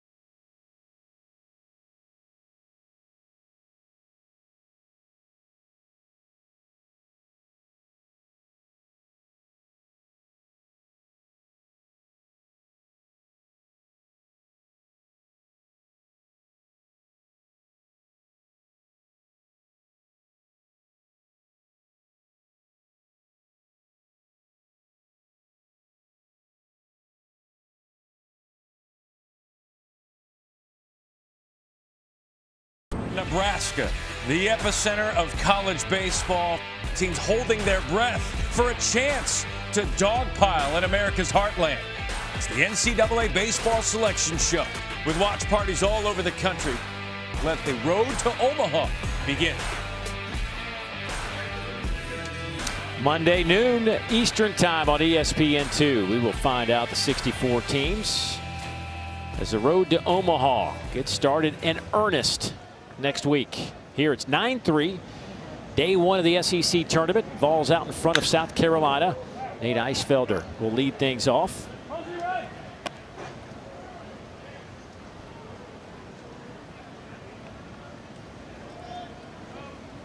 And his first double of the season. Back in the 3rd inning. Picked up 2 RBIs in the process. Pops this one up in the infield. Scobie makes the catch. 1 down. Well, projections as you look at the #1 seed potential for the Southeastern Conference. Georgia, Texas, Alabama, Auburn, and A&M right now as we sit here would be top 8 national seeds and host the regional and super if they're able to get that far. Florida would be a 1 seed. They would be a #10 seed. This tournament could impact whether or not they could move up into that top 8 area. Yeah, those are the external variables that you can't control, that you just got to do what's in front of you. You got teams like Southern Miss, we already mentioned, right on the cusp as well. Florida State, they make a run in the ACC tournament. They're able to win that thing. You know, they're just on the outside looking in. They might sneak up in there. You know, we got to go back, you know, the importance of Vandy, Kentucky today, I think, is of day one games, the magnitude of that one. Especially for Kentucky. They're right on the cusp. They're the bubble team, maybe the one true bubble team. Vanderbilt's going to have to win a few ball games. Correct. Right now, I think if you're Kentucky, you feel comfortable that you're in, and it's not a big comfortable, but you're there. Now, those are the external circumstances that if other teams start to win more games, or teams with one-bid leagues, those regular season champions don't win their league, then all of a sudden somebody might be a bid stealer, right? And that's the tough part, that if you can't control it, you have to just put your hands into committees. Well, Kentucky had a chance. They were up 4-1 today. Kudos to Vanderbilt. I mean, they really rallied, played well down the stretch the last 3 innings. Fly ball out to left. That'll be out number 2 as Abernathy is retired. And the lineup will flip back to Garrett Wright. You know, that's the one thing that I've never really gotten an answer to, and that is the value of a conference tournament win or loss. How much does it really help you? How much does it hurt you in the end game? I would be thinking it would help you more than it could hurt you. Like, you can help your cause a lot more than you can hurt your cause. Because who knows where you're at, right? It's Tuesday. You just got finished on a weekend series. So it's a totally different vibe. If it was, hey, everybody's coming in and you're playing the same thing on a Friday, Saturday, Sunday as well, little different story. But all the things that are changing, I think it could really only help you. Base hit back up the middle for Garrett Wright. His 3rd hit. He is now 3 for 4 with 3 singles and a couple of RBIs. You know, it's not going to be a comfortable few evenings for the Wildcats. You know, you got to feel like him, but when it's like somebody else is making that decision for you, you see their RPI, the strength of schedule, and the quad 1 wins. Right, I did hear in the broadcast that they are 5-4 against the RPI top 10. So that's going to be a big help. Won a ball game in every single weekend series. They never got swept in the SEC.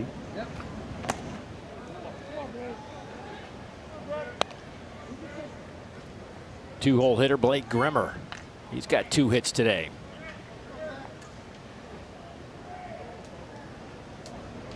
He's pushed his average up 7 points with those 2 hits.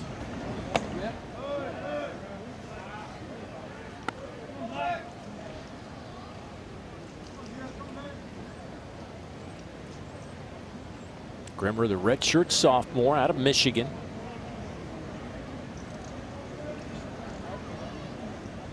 Last year hit .318 in 27 games with 4 homers. Runner goes and no throw. I don't even know that LeCroy was even paying attention to the runner. But give Wright a stolen base. Dave, this is your classic delayed steal. You got the left-handed hitter up, just a shuffle. Actually only did 1 shuffle. A lot of times you see 2, but you're right. LeCroy had no clue. That's the first baseman's job. You got to yell runner.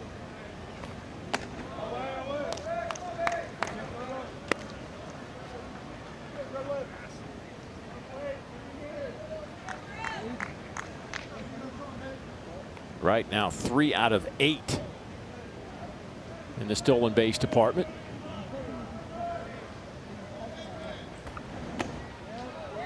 That's in there for a strike. 3-2 the count.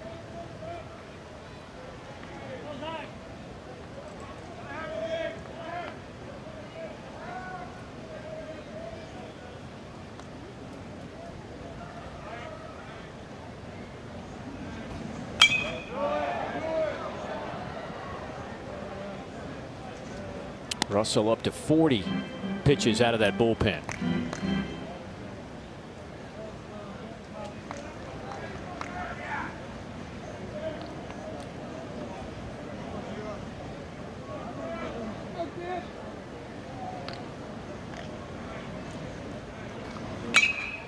Another one fouled down the line. Brandon Stone got the start for South Carolina. He threw 53 pitches, and 45 of them were strikes.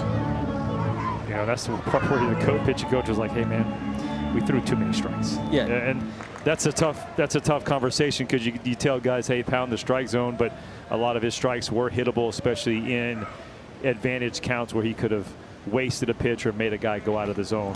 Yeah, there were 3 or 4 0-2 base hits. Russell gets the strikeout here. No hit on that pitch. Nothing doing for Tennessee. They'll leave a runner. 9-3 our score.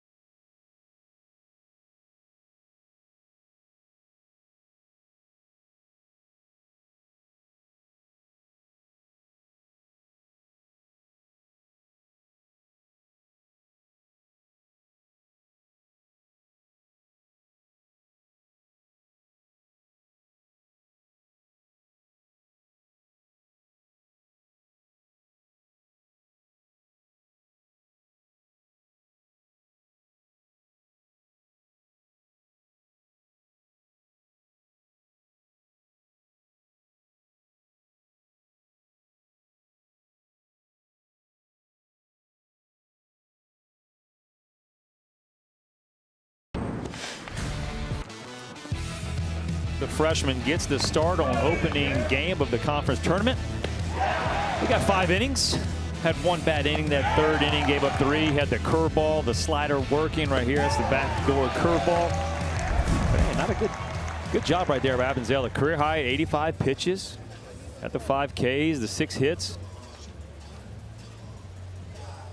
And now they turn it over to Braden Krenzel, though, the sophomore right-hander out of Dublin, Ohio, in the baseball, making his 20th appearance of the year. See his numbers: a lofty ERA at 8.6 and 15 2/3 innings of work.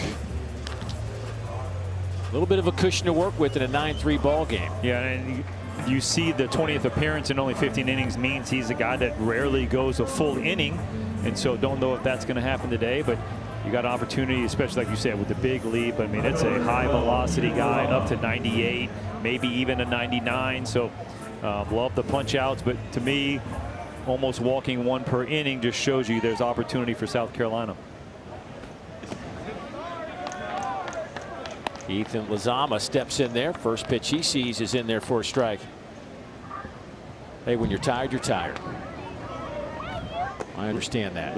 Love the respect, though. Everybody's staying away, just don't want to wake her up.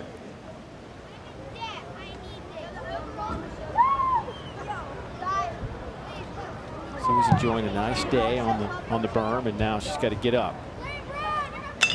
Ground ball to the right side. Abernathy, 1 down.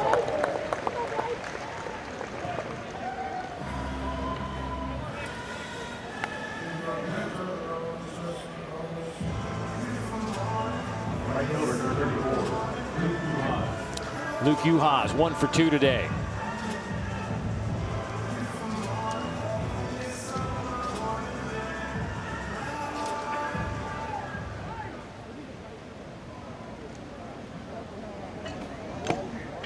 Young man who played quite a bit of baseball at Louisiana Lafayette before coming to South Carolina, and produced when he got his opportunities. Hit .320 last year with 6 homers.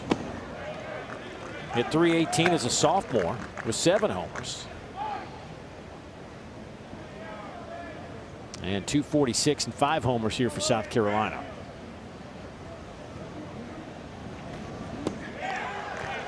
A swing and a miss on that sweeper slider. That had a bunch of break to it. Boy, you talk about coming in, just pumping the strike zone. We've seen some 96-mile-an-hour heaters. He sets him up with the 2 heaters and then mixes this one up. This just fell off the table, Dave. That is nasty.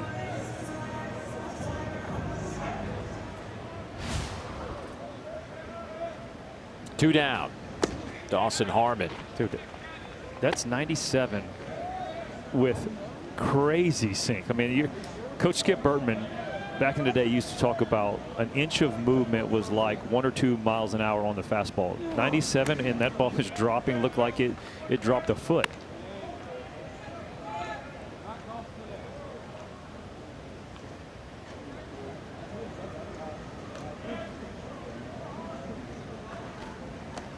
His last outing was against Texas back on May 10th, went 2/3 of an inning.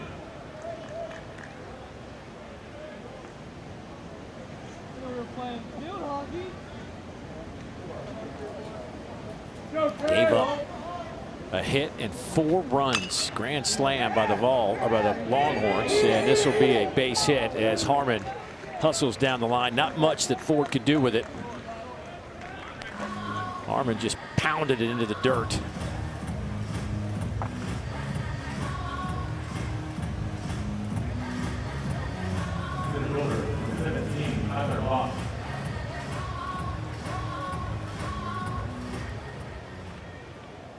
Doesn't look like the same guy that gave up a hit and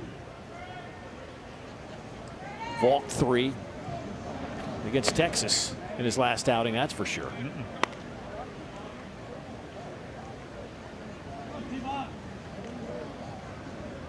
You would think just with the stuff, mentioned the amount of run and sink that the fastball's been, that he would dominate righties just in on the hands, but he actually is one of those reverse split guys. Lefties are only hitting 115, and that went down because he got the first lefty out. Righties hitting 294 against him. I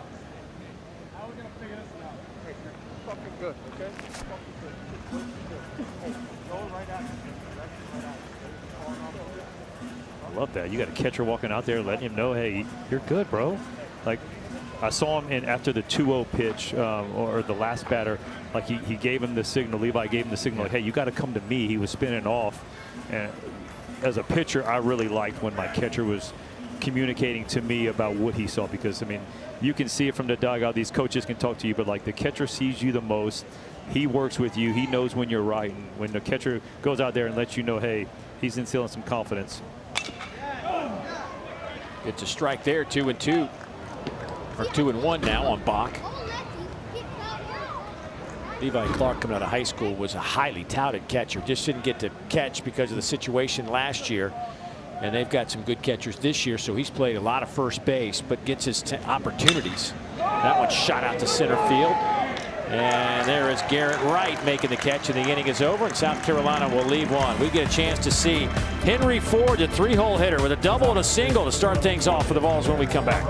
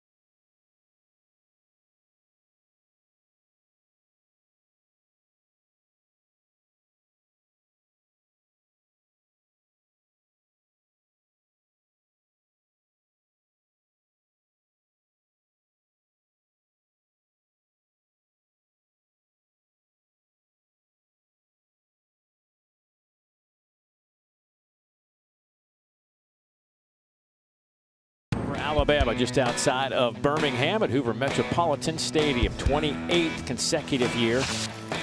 The tournament has been held right here in this ballpark. As you look at the format this year, single elimination, all 16 teams on hand. Missouri stays alive, Ole Miss going home, Kentucky going home, and we'll see who the next two to depart will be. Tennessee up in front of South Carolina right now, 9-3. And don't forget, we've got Oklahoma, an 11 seed, taking on the 14th seeded LSU Tigers. Hard to say they'll put those two things together. That is something you don't hear very often. What you have heard is this guy can really hit. Henry Ford, a couple of hits tonight, is average at 300 right now. Ford 18 homers and 53 runs batted in. Actually give him 54. He had an RBI sacrifice fly back in the first inning.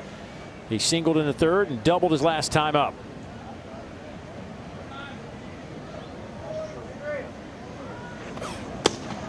And he'll look at a first pitch strike from our new pitcher, Alex Philpott, the former Florida Gator, getting some work here in the bottom of the 6th inning. Out of Tampa, Florida, 6'6", 200-pounder. Spent 2 seasons with Florida before coming to South Carolina.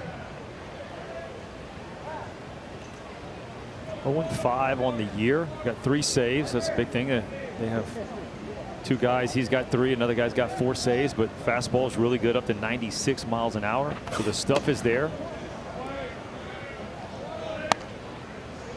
Little cutter, a little changeup. He went 2-2 as a freshman at Florida in 14 appearances, 3-4 last year with the Gators.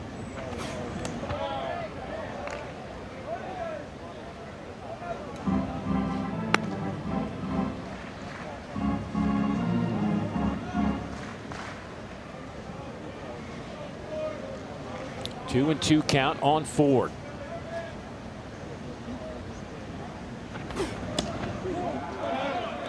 Now it's full 3-2 on the young man who transferred from Virginia to Tennessee.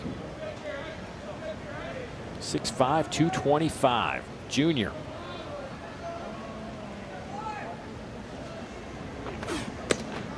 Big swing and a miss, 95 miles an hour. Just went with a heater. That's right.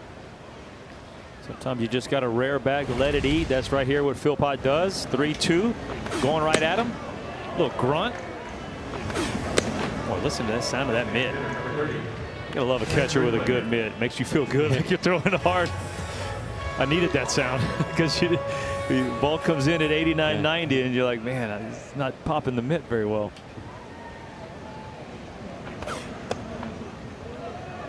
Did you have anybody ever like look at your fastball and the batter after you threw a pitch and they turned to the dugout and they did like the changeup signal? Did that ever happen to you? That's all new. I'm glad because it might have happened. But a lot of that's new where they tell the dugout, hey, this is what the pitch was. But you're right, that would have been demoralizing on the mound. You're like, hey, wait a minute, man.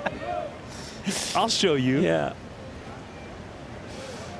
I think it worked out pretty good. Your 89-90 did you right. It worked.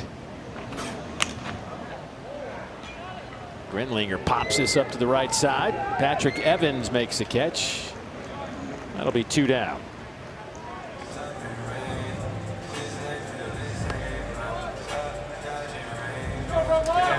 I would do that as a hitter. I would do that just to offend the pitcher. I would turn around every time I saw a fastball. I'd turn around to the dugout and just give him the changeup sign. Especially like you have a guy like Philpott that kind of grunts a little bit. Like, no, I got him. They playing mind games. Levi Clark smashes one to the right side. His second hit tonight. Well, that could go big for Tennessee in their lineup. You get Clark staying hot, like you mentioned. You know, the conference numbers we saw were crazy, but he's a guy that, as a pitcher, right, you don't look at these numbers and go, oh man, he's hitting 240 now, and you start to go, no, he's not a 240 hitter. And it's what have you done for me lately? And he is on fire. And if he continues to hit like that, that provides a little bit more depth in Tennessee's lineup.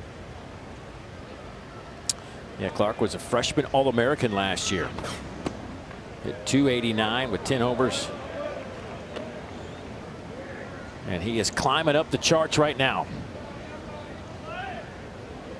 Here's Blaine Brown. looking for his first hit. And of course, the only Tennessee player without a hit tonight. I think he's going to get us one. I think he's going to put that one in that column.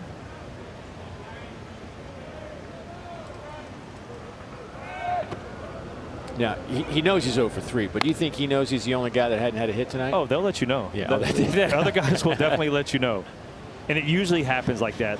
Everybody will be getting hits and barreling balls, and you have one guy that just can't see the pitcher. And it seems like every time you go up to the plate, it's 0-2, and you're like, you start shaking your head like, oh, here we go again.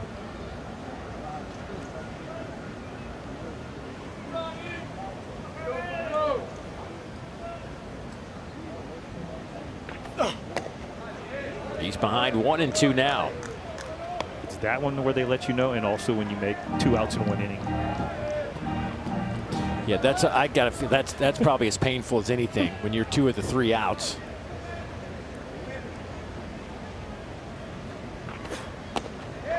Swing and a miss, and the inning is over. Tough day for Blaine Brown, but a good day for Tennessee overall. They lead it by 6 after 6.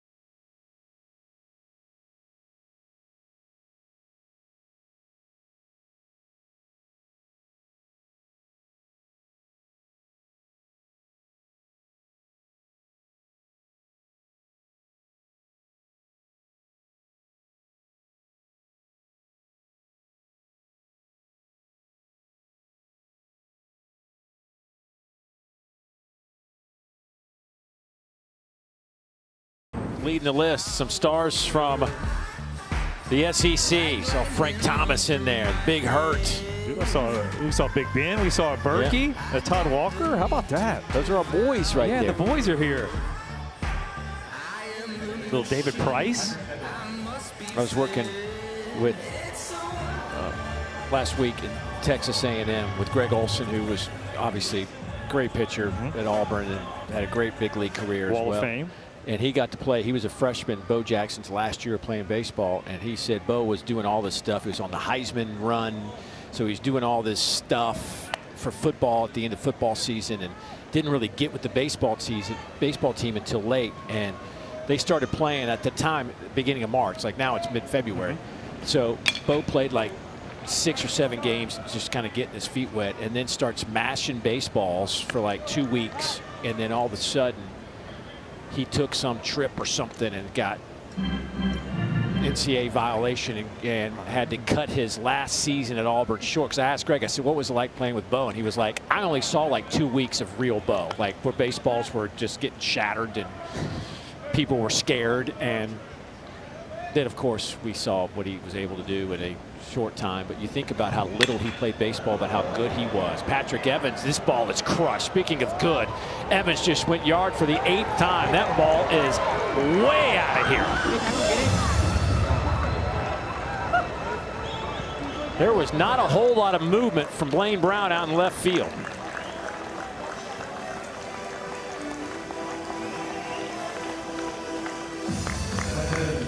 That was Bo Jackson-like. There was. 110 off the bat. Yeah, that ball was absolutely crushed. And you're right, need a little courtesy move from the left fielder, but how about this? This ball is just in the zone, and guess what? Out of the zone. We got a triple, we got a single, we got a homer right here from Patrick Evans. Have a night. Makes it a 9-4 ball game. KJ Scobie with a big swing. He's 0 for 2. So Evans going to get probably get another at bat. He needs one more at bat to try to get that double, finish off the cycle. And if you're going to get the cycle, a park like this, we mentioned the big gaps. Yeah. He's already gotten to triple, so now this is one where you got to pull up a little bit. If you get another one in the gap or down the line, then you pull up and get that cycle.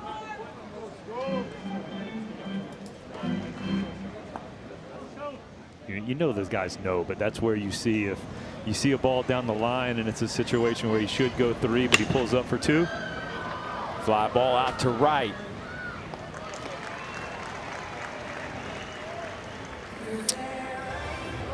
No matter what happens, Patrick Evans with 3 hits tonight. There is Skip Johnson, one of the great guys in this league. He and one of the legendary coaches in the league right behind him. Todd Butler has been at a few schools. It was Alabama. Was he there when you were there? Yeah. Coach Todd Butler was there. Look at him signing autographs. A man of the people right there. Yeah, he's been at Arkansas, Missouri a little bit. All around this league. Carrying 2 phones because that man can recruit. He knows everybody when it comes to it. Got some Sooner faithful. Oklahoma won a couple of games here last year in their first SEC tournament.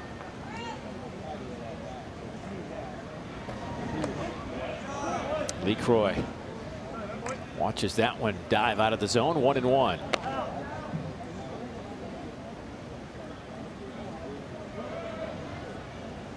There's nothing like getting with Skip Johnson when he's got a few moments and just getting story time with him.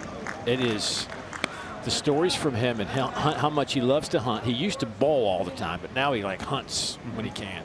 I mean, like he was an elite level bowler. Really? But the story, oh yeah. The storytelling is just, he could sit on the stage and entertain a crowd for 2 hours telling his stories. There's a swing and a miss from Lee Croy. That'll be out number 2. We've seen some devastating sliders from Krenzel. It's the second one. Both have been about 86, 87 miles an hour. You see more of the Oklahoma Sooners get off the bus, but you're right. It seems like every single story can go from baseball, usually in the JUCO level, to hunting and right back to the JUCO level. No, Coach Johnson actually took me hunting one time, and I was able to kill a wild hog for only time I've ever shot anything. And so all the credit to Coach Johnson. Yeah, I hear him tell those stories. He and Ben McDonough, Ben and I did the LSU, one of the couple of games in the Oklahoma LSU series earlier this year, and the two of them started talking about hunting, and it sounded like Russian to me. Ground ball, gloved by Marin, and he can't hang on to it, and it'll just drift out to center field, but no damage done. But a great effort for Manny Marin. That's a 9th hit of the game for South Carolina. And that's the sneaky thing, is they just haven't gotten the big hits when we had the bases loaded. But look at this effort right here by Marin. Full extension. Nice job right here. He tries to flip it to Abernathy. He almost messes up and flips it too far. Randolph wasn't able to see that ball. He stays at first base, but love the effort for Marin.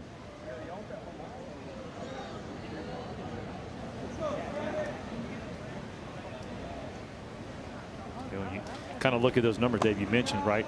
South Carolina 9 hits, Tennessee 13. But when you look at runners in scoring position, South Carolina only 1 for 5. Tennessee's gotten it done 5 for 14, and that's why they have that 5-run lead.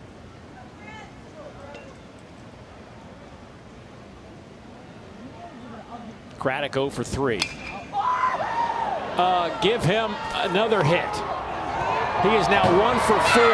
A 2-run shot off the freshman's bat over the left field fence. His 10th of the season.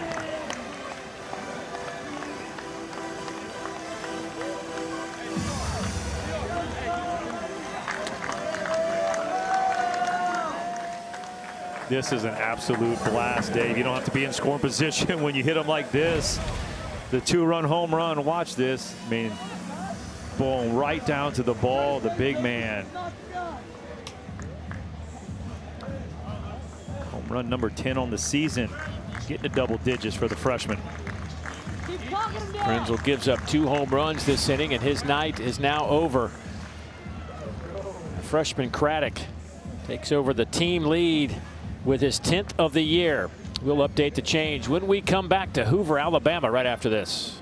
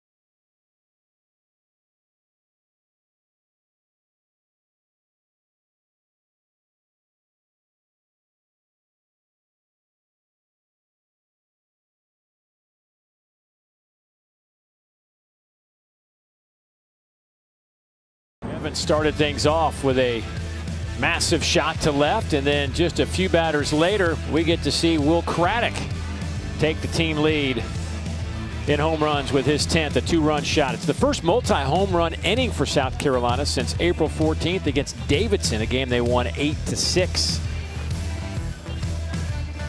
Where it just means more here in Hoover. New pitcher on the bump for Tennessee. Will Haas takes over the freshman left-hander, 6'1", 200 pounds, out of Rockford, Minnesota. See his numbers on the year. His 14th appearance, no decisions. Just 4 walks on the year. You know, they know the guy that has less innings in his appearances, so not quite a full inning every time he goes out there. Left-handed specialist, but I mean, the fastball's good. You think this can play against everybody up to 96 mile an hour with the fastball, but man, really dominating the left-handed hitters. Well, he had 4 strikeouts over 2 relief innings in the final regular season game of the year for Tennessee against Oklahoma. Game played over in Oklahoma City. Runs a little frustrated with those 2 home runs.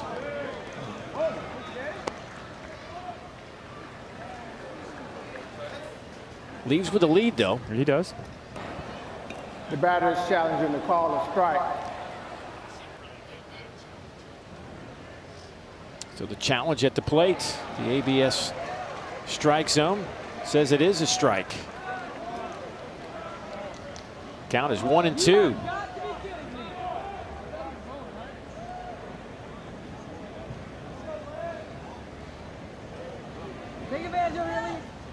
So 1-2 to Lizama. Out to third, backhanded there by Ford across the diamond, and Grimmer can't scoop it. That's going to allow Lizama to get to second base. Boy, Tennessee was on pace. So set a school fielding, or school record in terms of fielding percentage. Had a couple of botch plays today, but that'll be their first error. Yeah, this is a great pickup by Ford, that short hopper. Then he just rushes the throw because he had plenty of time after the big pickup. Does a good job of shuffling, but then just cuts off that throw, and that's a tough pick. Lizama does a good job of getting to second base. They need a big 2-out hit.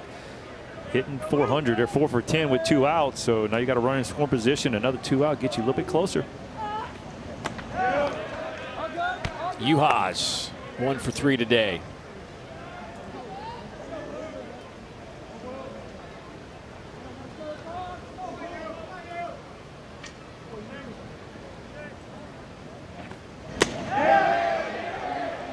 He did go. Jeff Wright down that first base line. We need a close play down there at first base so we can get Jeff's, you know, he's wearing a camera down that first base line. Like, you get some action down there. Jeff's like, no, I'm good. Yeah, please don't. Please don't highlight me. 0-2, and that one catches the plate, and there's going to be a challenge. Juhas taps the helmet, so we will wait. The batter is challenging the call of strike. Yeah, these are the ones you challenge when it's a situation where it could be a game changer. Eric Gaucher calling a strike, and it is. Haas walks off with a smile. 9-6 Tennessee.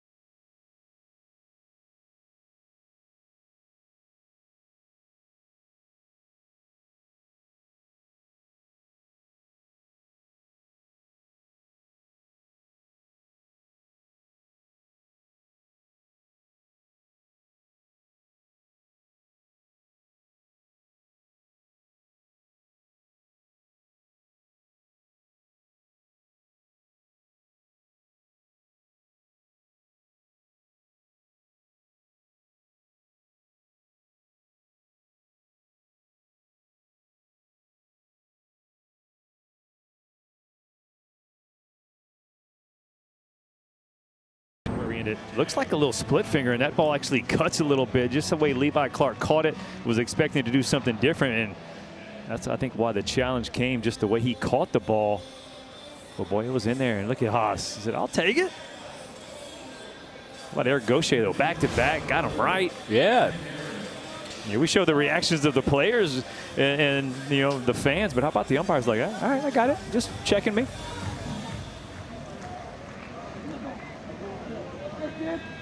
9-6 our scores. We head to the bottom of the 7th inning. Alex Philpott continues to work on the mound for South Carolina. I mean, that ball must have had a lot more break than Levi Clark is used to seeing from Haas. Well, when you think of left-handed splitter, it's usually going down and away, right? So down and arm side, and that one went down and kind of cut into that right-handed hitter.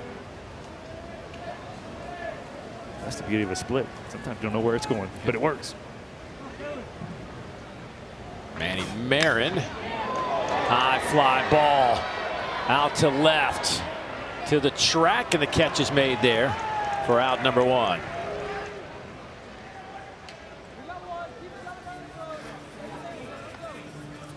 Manny Marin's got 9 home runs.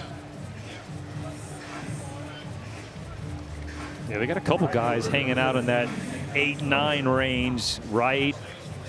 Grinlinger and Marin, they already have 5 in the double digits. You get a couple of those guys, 8 guys in double digits. Tennessee has yet to hit a home run today. We're a team that has now 5 straight seasons of 100+ home runs. First time anybody's ever done that in the SEC. Matter of fact, if you go back to the 21 season, Tennessee has 804 home runs. That is the most in Division I baseball. Georgia is second in that same time span, but they're 123 homers behind Tennessee. They hit 681 over that span. And that's what we think of Georgia. We think of home runs. Yeah. And to be that far behind this Tennessee ball program, and it's in those 5 years, 126 is the lowest. So it's not like they're just squeaking past that 100 there. And they had 184 in that championship year in 2024. Second most ever. LSU had that. Was that LSU in '97? Yeah, 88, 188. The Brandon Larson 40 home run season. There it is. -5s, baby. Balls were jumping off bats. Oh, go! Nate Eisfelder getting hit in the shoulder. Yeah. Phil Potts saying it. That man leaned into it, is what he's saying.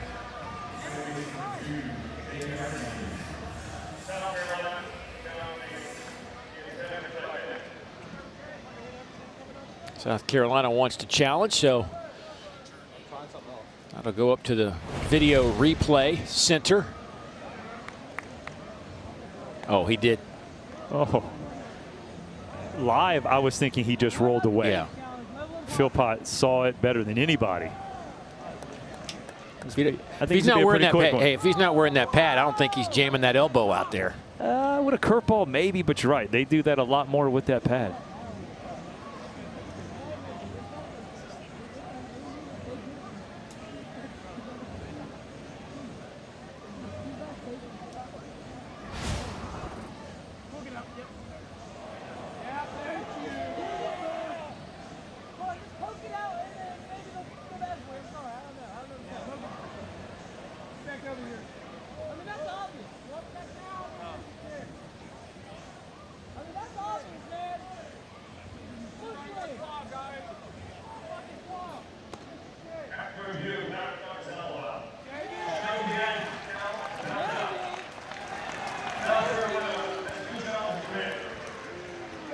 Trying to steal one, a little smirk on Eisfelder's face. You could just tell he was on the base like, right, every time Derek Malika would throw up his hand, he was going back.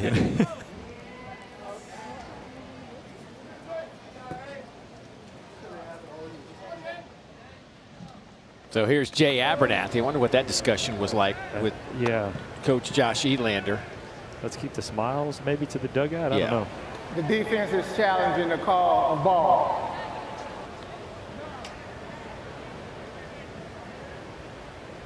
So a challenge by South Carolina on this pitch, and it was up in the zone.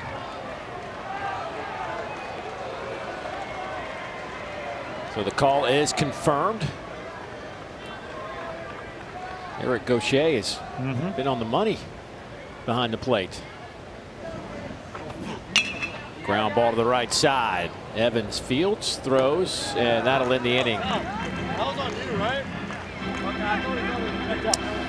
Well, Eisfelder tried to steal one. Phil Potts said, "Not on my watch." Yeah, right. And a little smirk right here from Eisfelder, and you see, you got the coach going, "Hey, the freshman, let's maybe keep that smirk a little bit to ourselves."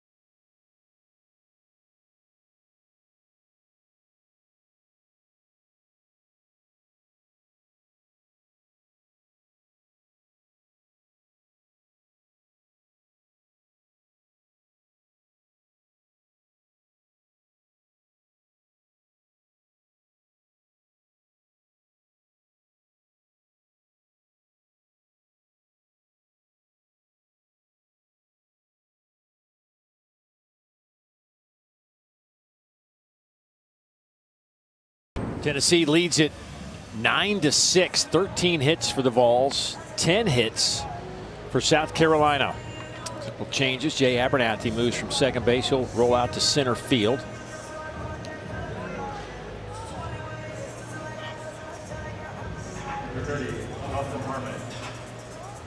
And Teagle will come in and play second base now. So Garrett Wright.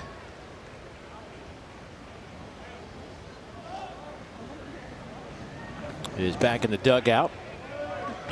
Eisfelder stays at right. Brown's in left.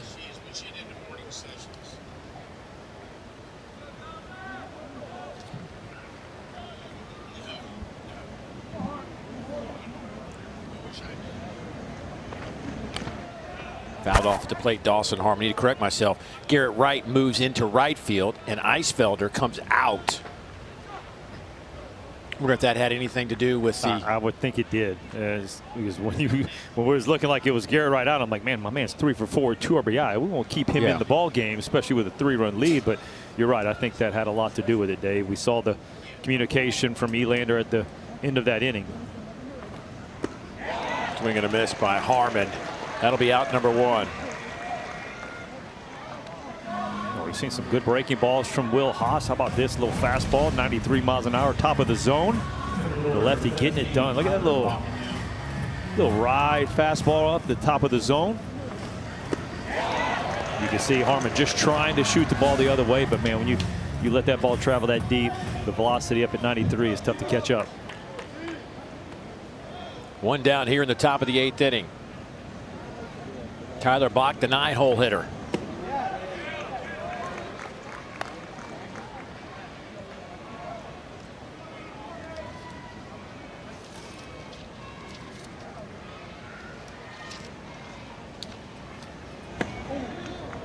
Bach played a couple of years at Wofford. His first season at South Carolina.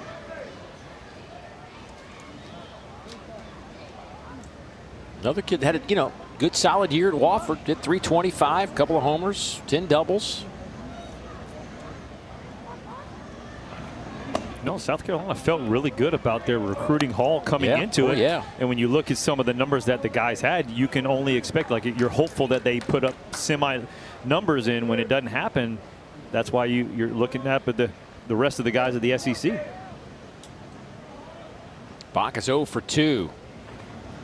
Ground ball. That one's tapped off the glove and past Antigua out into center field. Base hit for Bach.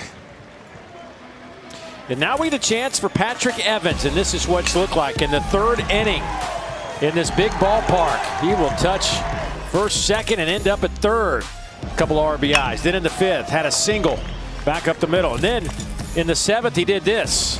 Yak! Home run deep into left field. He is just a double away from the cycle, and it has never happened here at the SEC tournament. And as you said, this is the ballpark that produces a lot of doubles. 4 players have finished a double short of the cycle. Most recently was LSU shortstop Kramer Robertson back in 2017. You see why the doubles, Dave. Look at the outfield gaps. When you play straight up, you got the left fielder and right fielder basically kind of in line with first base and second base or third base. But there's so much just real estate in between the left fielder, right fielder, and the center fielder. I mean, that's where doubles just happen to just a bloop ball over the shortstop and second base and it turns into a double.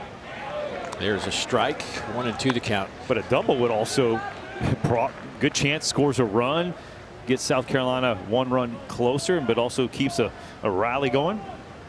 Gavin Grohovac last week against with Texas A&M against Mississippi State was a single away from the cycle on his last at bat. Popped it up in the infield.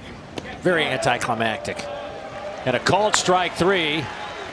Patrick Evans will walk back to the dugout. I love the use of the fastball right here. Just dots it on the bottom part of that zone. Inside, challenges the hitter. Nice work right there.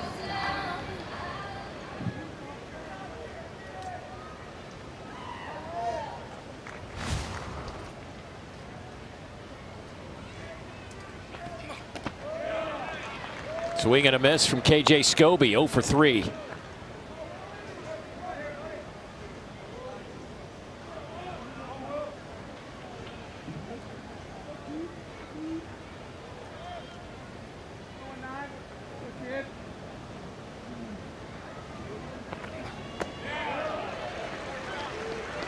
quickly 0-2 with 2 down. By the way, we're talking about home runs, and LSU's 188, the NCAA record in 1997.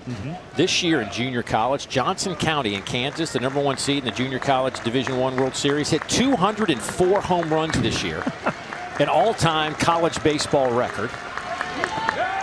And a swing and a miss. No home runs this frame. A smile from Haas. Due up in the bottom of the 8th for Tennessee. Wright, Grimmer, and Ford. 1, 2, and 3. The Vols trying to advance here in Hoover. Haas doing his part of the bump.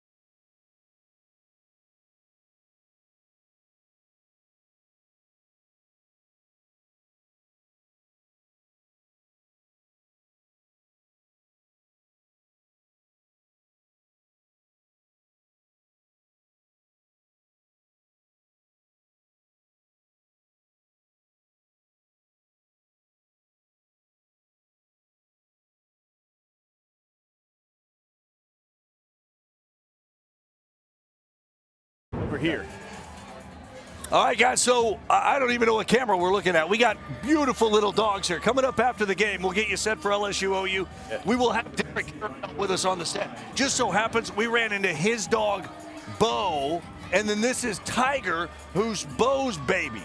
Yes. Right? Yes, second litter, yes. How great is it? We're going to have the winners on the set. This was not planned, by the way, either. No, we didn't know this. Was not planned. We were just going to come sit on the logo and found the dogs, and it's Derek's dog.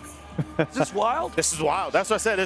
People are going to think this is planned. This is not planned. This is spontaneous. And they've been chilling the whole time, too, just kicking it. Great, guys. This is awesome out here. Yeah, that's probably the best seat you could probably get. Much more comfortable, I'm guessing, than the studio, and you've got man's best friend with you. That's nuts to have. Great. Those are beautiful dogs. Beautiful dogs. Not you, Dari. The dogs. That ball is launched deep to right off the bat of Garrett Wright. It is out of here. Home run for Wright. Have yourself a day. His 4th hit.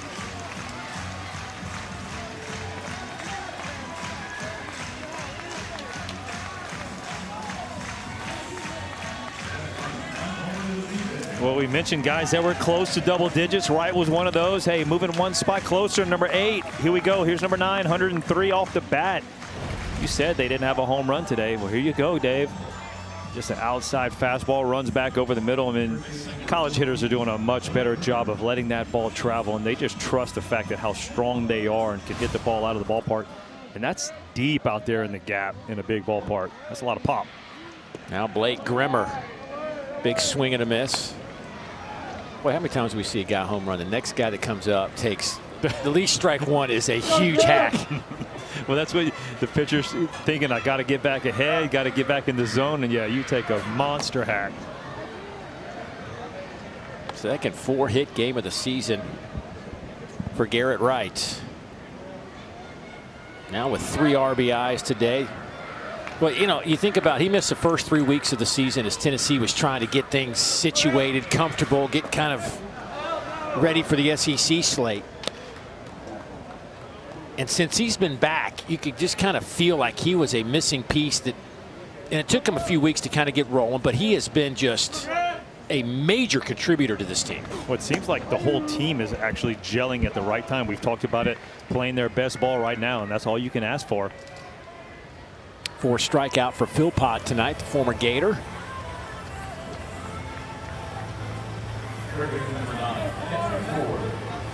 Tennessee going to be I'd hate to see them roll into my regional as a 2 seed. There's a couple teams. Tennessee's one. Ole Miss with their rotation and the way they hit the ball, I would not want to see them. Oh man, that ball is belted. Henry Ford.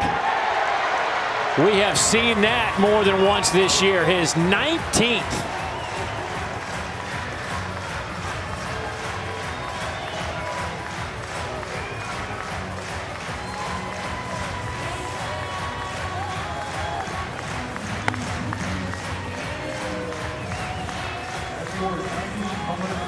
Talk about compressing baseballs. This guy does it as well as anybody.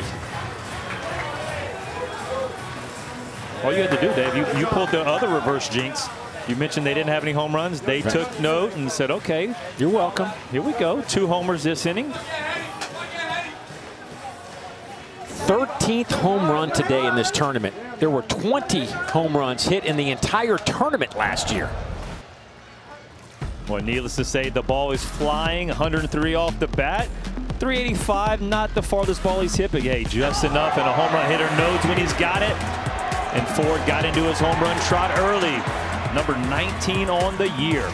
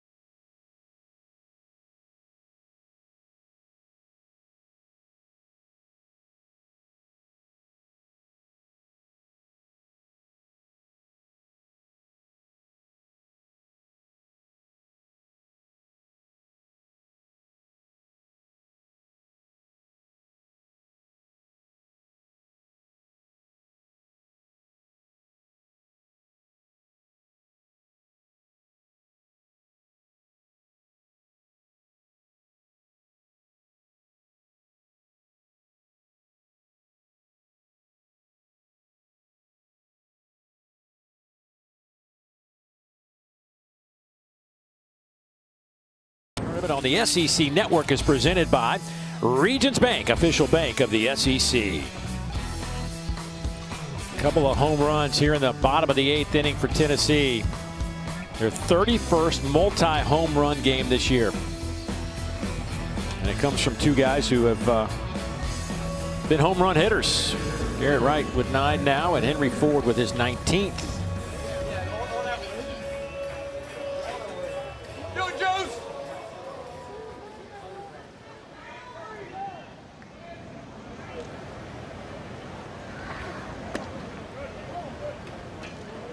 And a pitching change for South Carolina as Gamecocks now trail by 5. Parker Marlott will take over. 19th appearance of the year. 31 hits allowed in those 24 2/3 innings. And he will face Trent Grenlinger, the 4-hole hitter, with 1 out.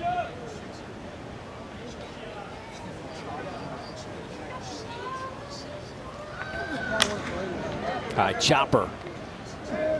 Scobie out number 2.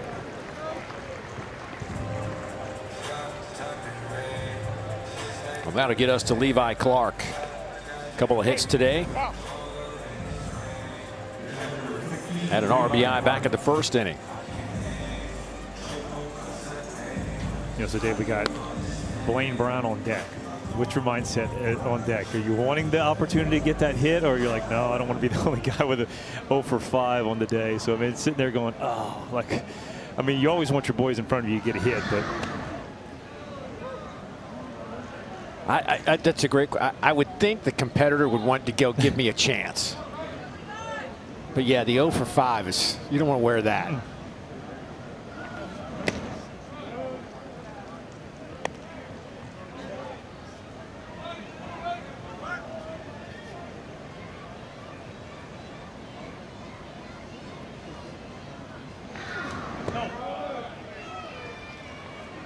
2-1 the count to Clark.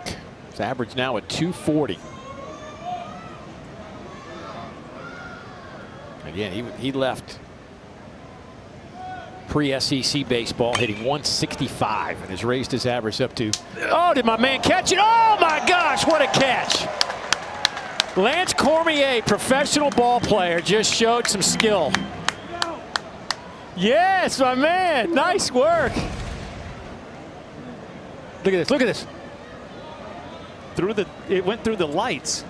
Hey, did you see how I gave you room to make that play, though? Get out of the way. Hey, that was nice. I got to tell you, you were a pitcher. I didn't know how good your glove was, but you showed me a little something. Is that skin? Is that your skin on the baseball? Man, it came right through there. I wish you could see the lights, but it came through that. I didn't even have a shot. So that'll do it. Strikeout at the plate. A couple of home runs here in the bottom of the 8th inning. In the call of strike. Oh, we got to wait a minute.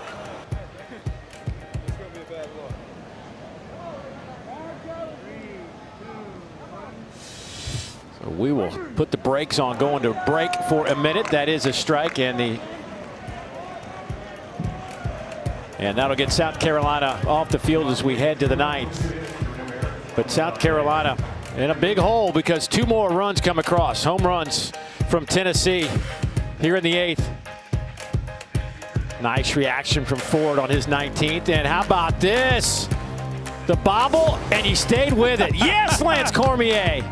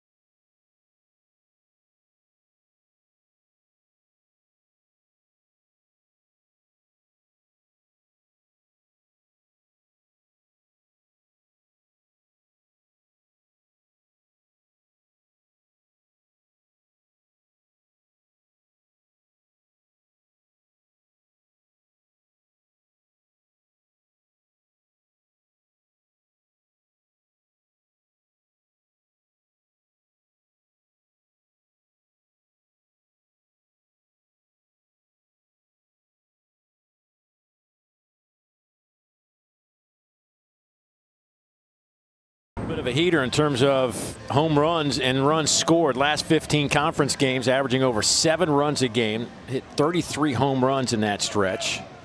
Since April, the Vols have hit 65 home runs in 27 games. Wow. Well, that's what we've always known Tennessee for, is an offense that from 1 through 9 could really put up some big numbers. And if they start doing that, that's when you obviously really want to get hot, because as you get into postseason, you're going to run against some good pitchers that can shut down a lineup. But if your lineup is feeling good and you're putting up some runs, all you need is a little pitching, and man, you can make a run a long way. Ford for the 19th time hits one out of a ballpark this year. Talmadge LeCroy 1 for 3 today. This could be his last college at bat. Well, that's the case. That's what you say. Didn't hit me. Right. I'm staying in. I'm staying in here, and I'm going to take a really big swing. But he will head down to first base on the hit by pitch for the 5th-year senior. Yeah, that's when you pull your best Albert Bell impersonation and say, nope, didn't hit me. I'm going to stay in this box. And like you said, take a big hack and try to leave the yard. Yeah. Jake Randolph now will step in. He has a couple of hits today.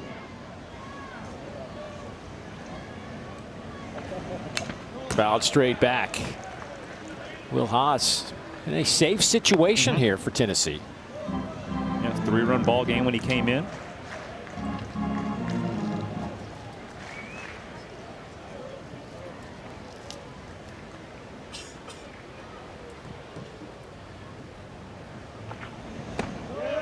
Oh, 2 on Randolph. Don't forget, coming up after this when we get LSU and Oklahoma. Tigers 29-26, Oklahoma 32-20.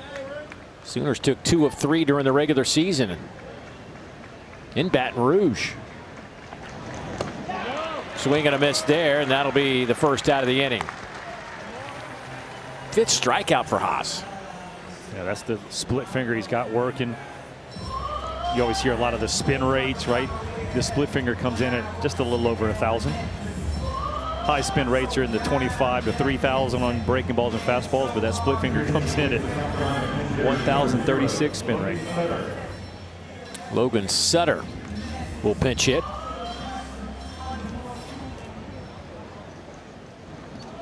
Logan, the senior, getting one final at bat. Transfer in from Purdue. Big swing for Logan.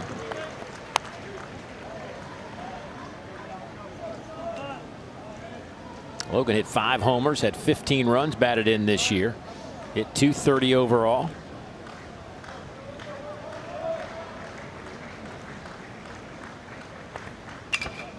That one's fouled back out of play. It's always tough to watch a season in for a team, even though it's been a tough year. I mean, this South Carolina team that's lost 12 in a row coming into this tournament, but you spend so much time with these kids every day and just the grind of what is baseball in general.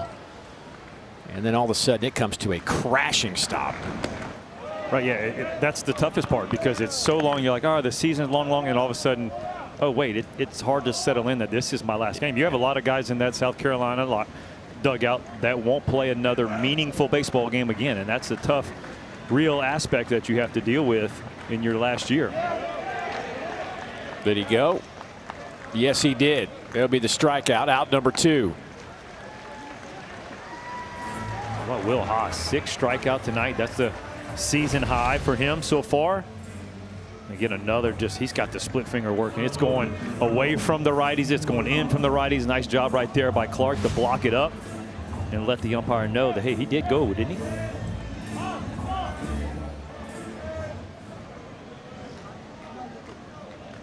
Ethan Lizama, 1 for 4 today. The last chance to keep this one going for South Carolina. That one's off the plate.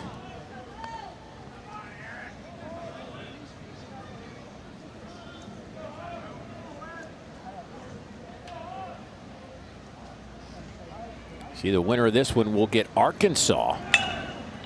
Ground ball to the right side. And that will do it.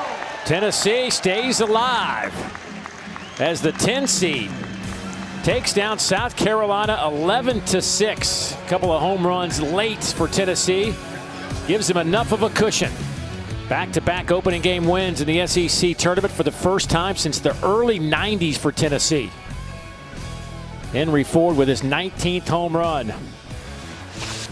And here's a look at our bracket. So Missouri stays alive, Vandy stays alive, and now Tennessee stays alive. And coming up next, it'll be Oklahoma and LSU. And of course, the winner will get Auburn tomorrow. Our final score, Tennessee wins at 11-6. We'll be back in approximately 30 minutes for the final game of the day as 14th seeded LSU takes on 11th seed Oklahoma. But for now, it's time to get you back to our SEC Now setup. Here's Dari, David, and Jared. Guys, it's all yours.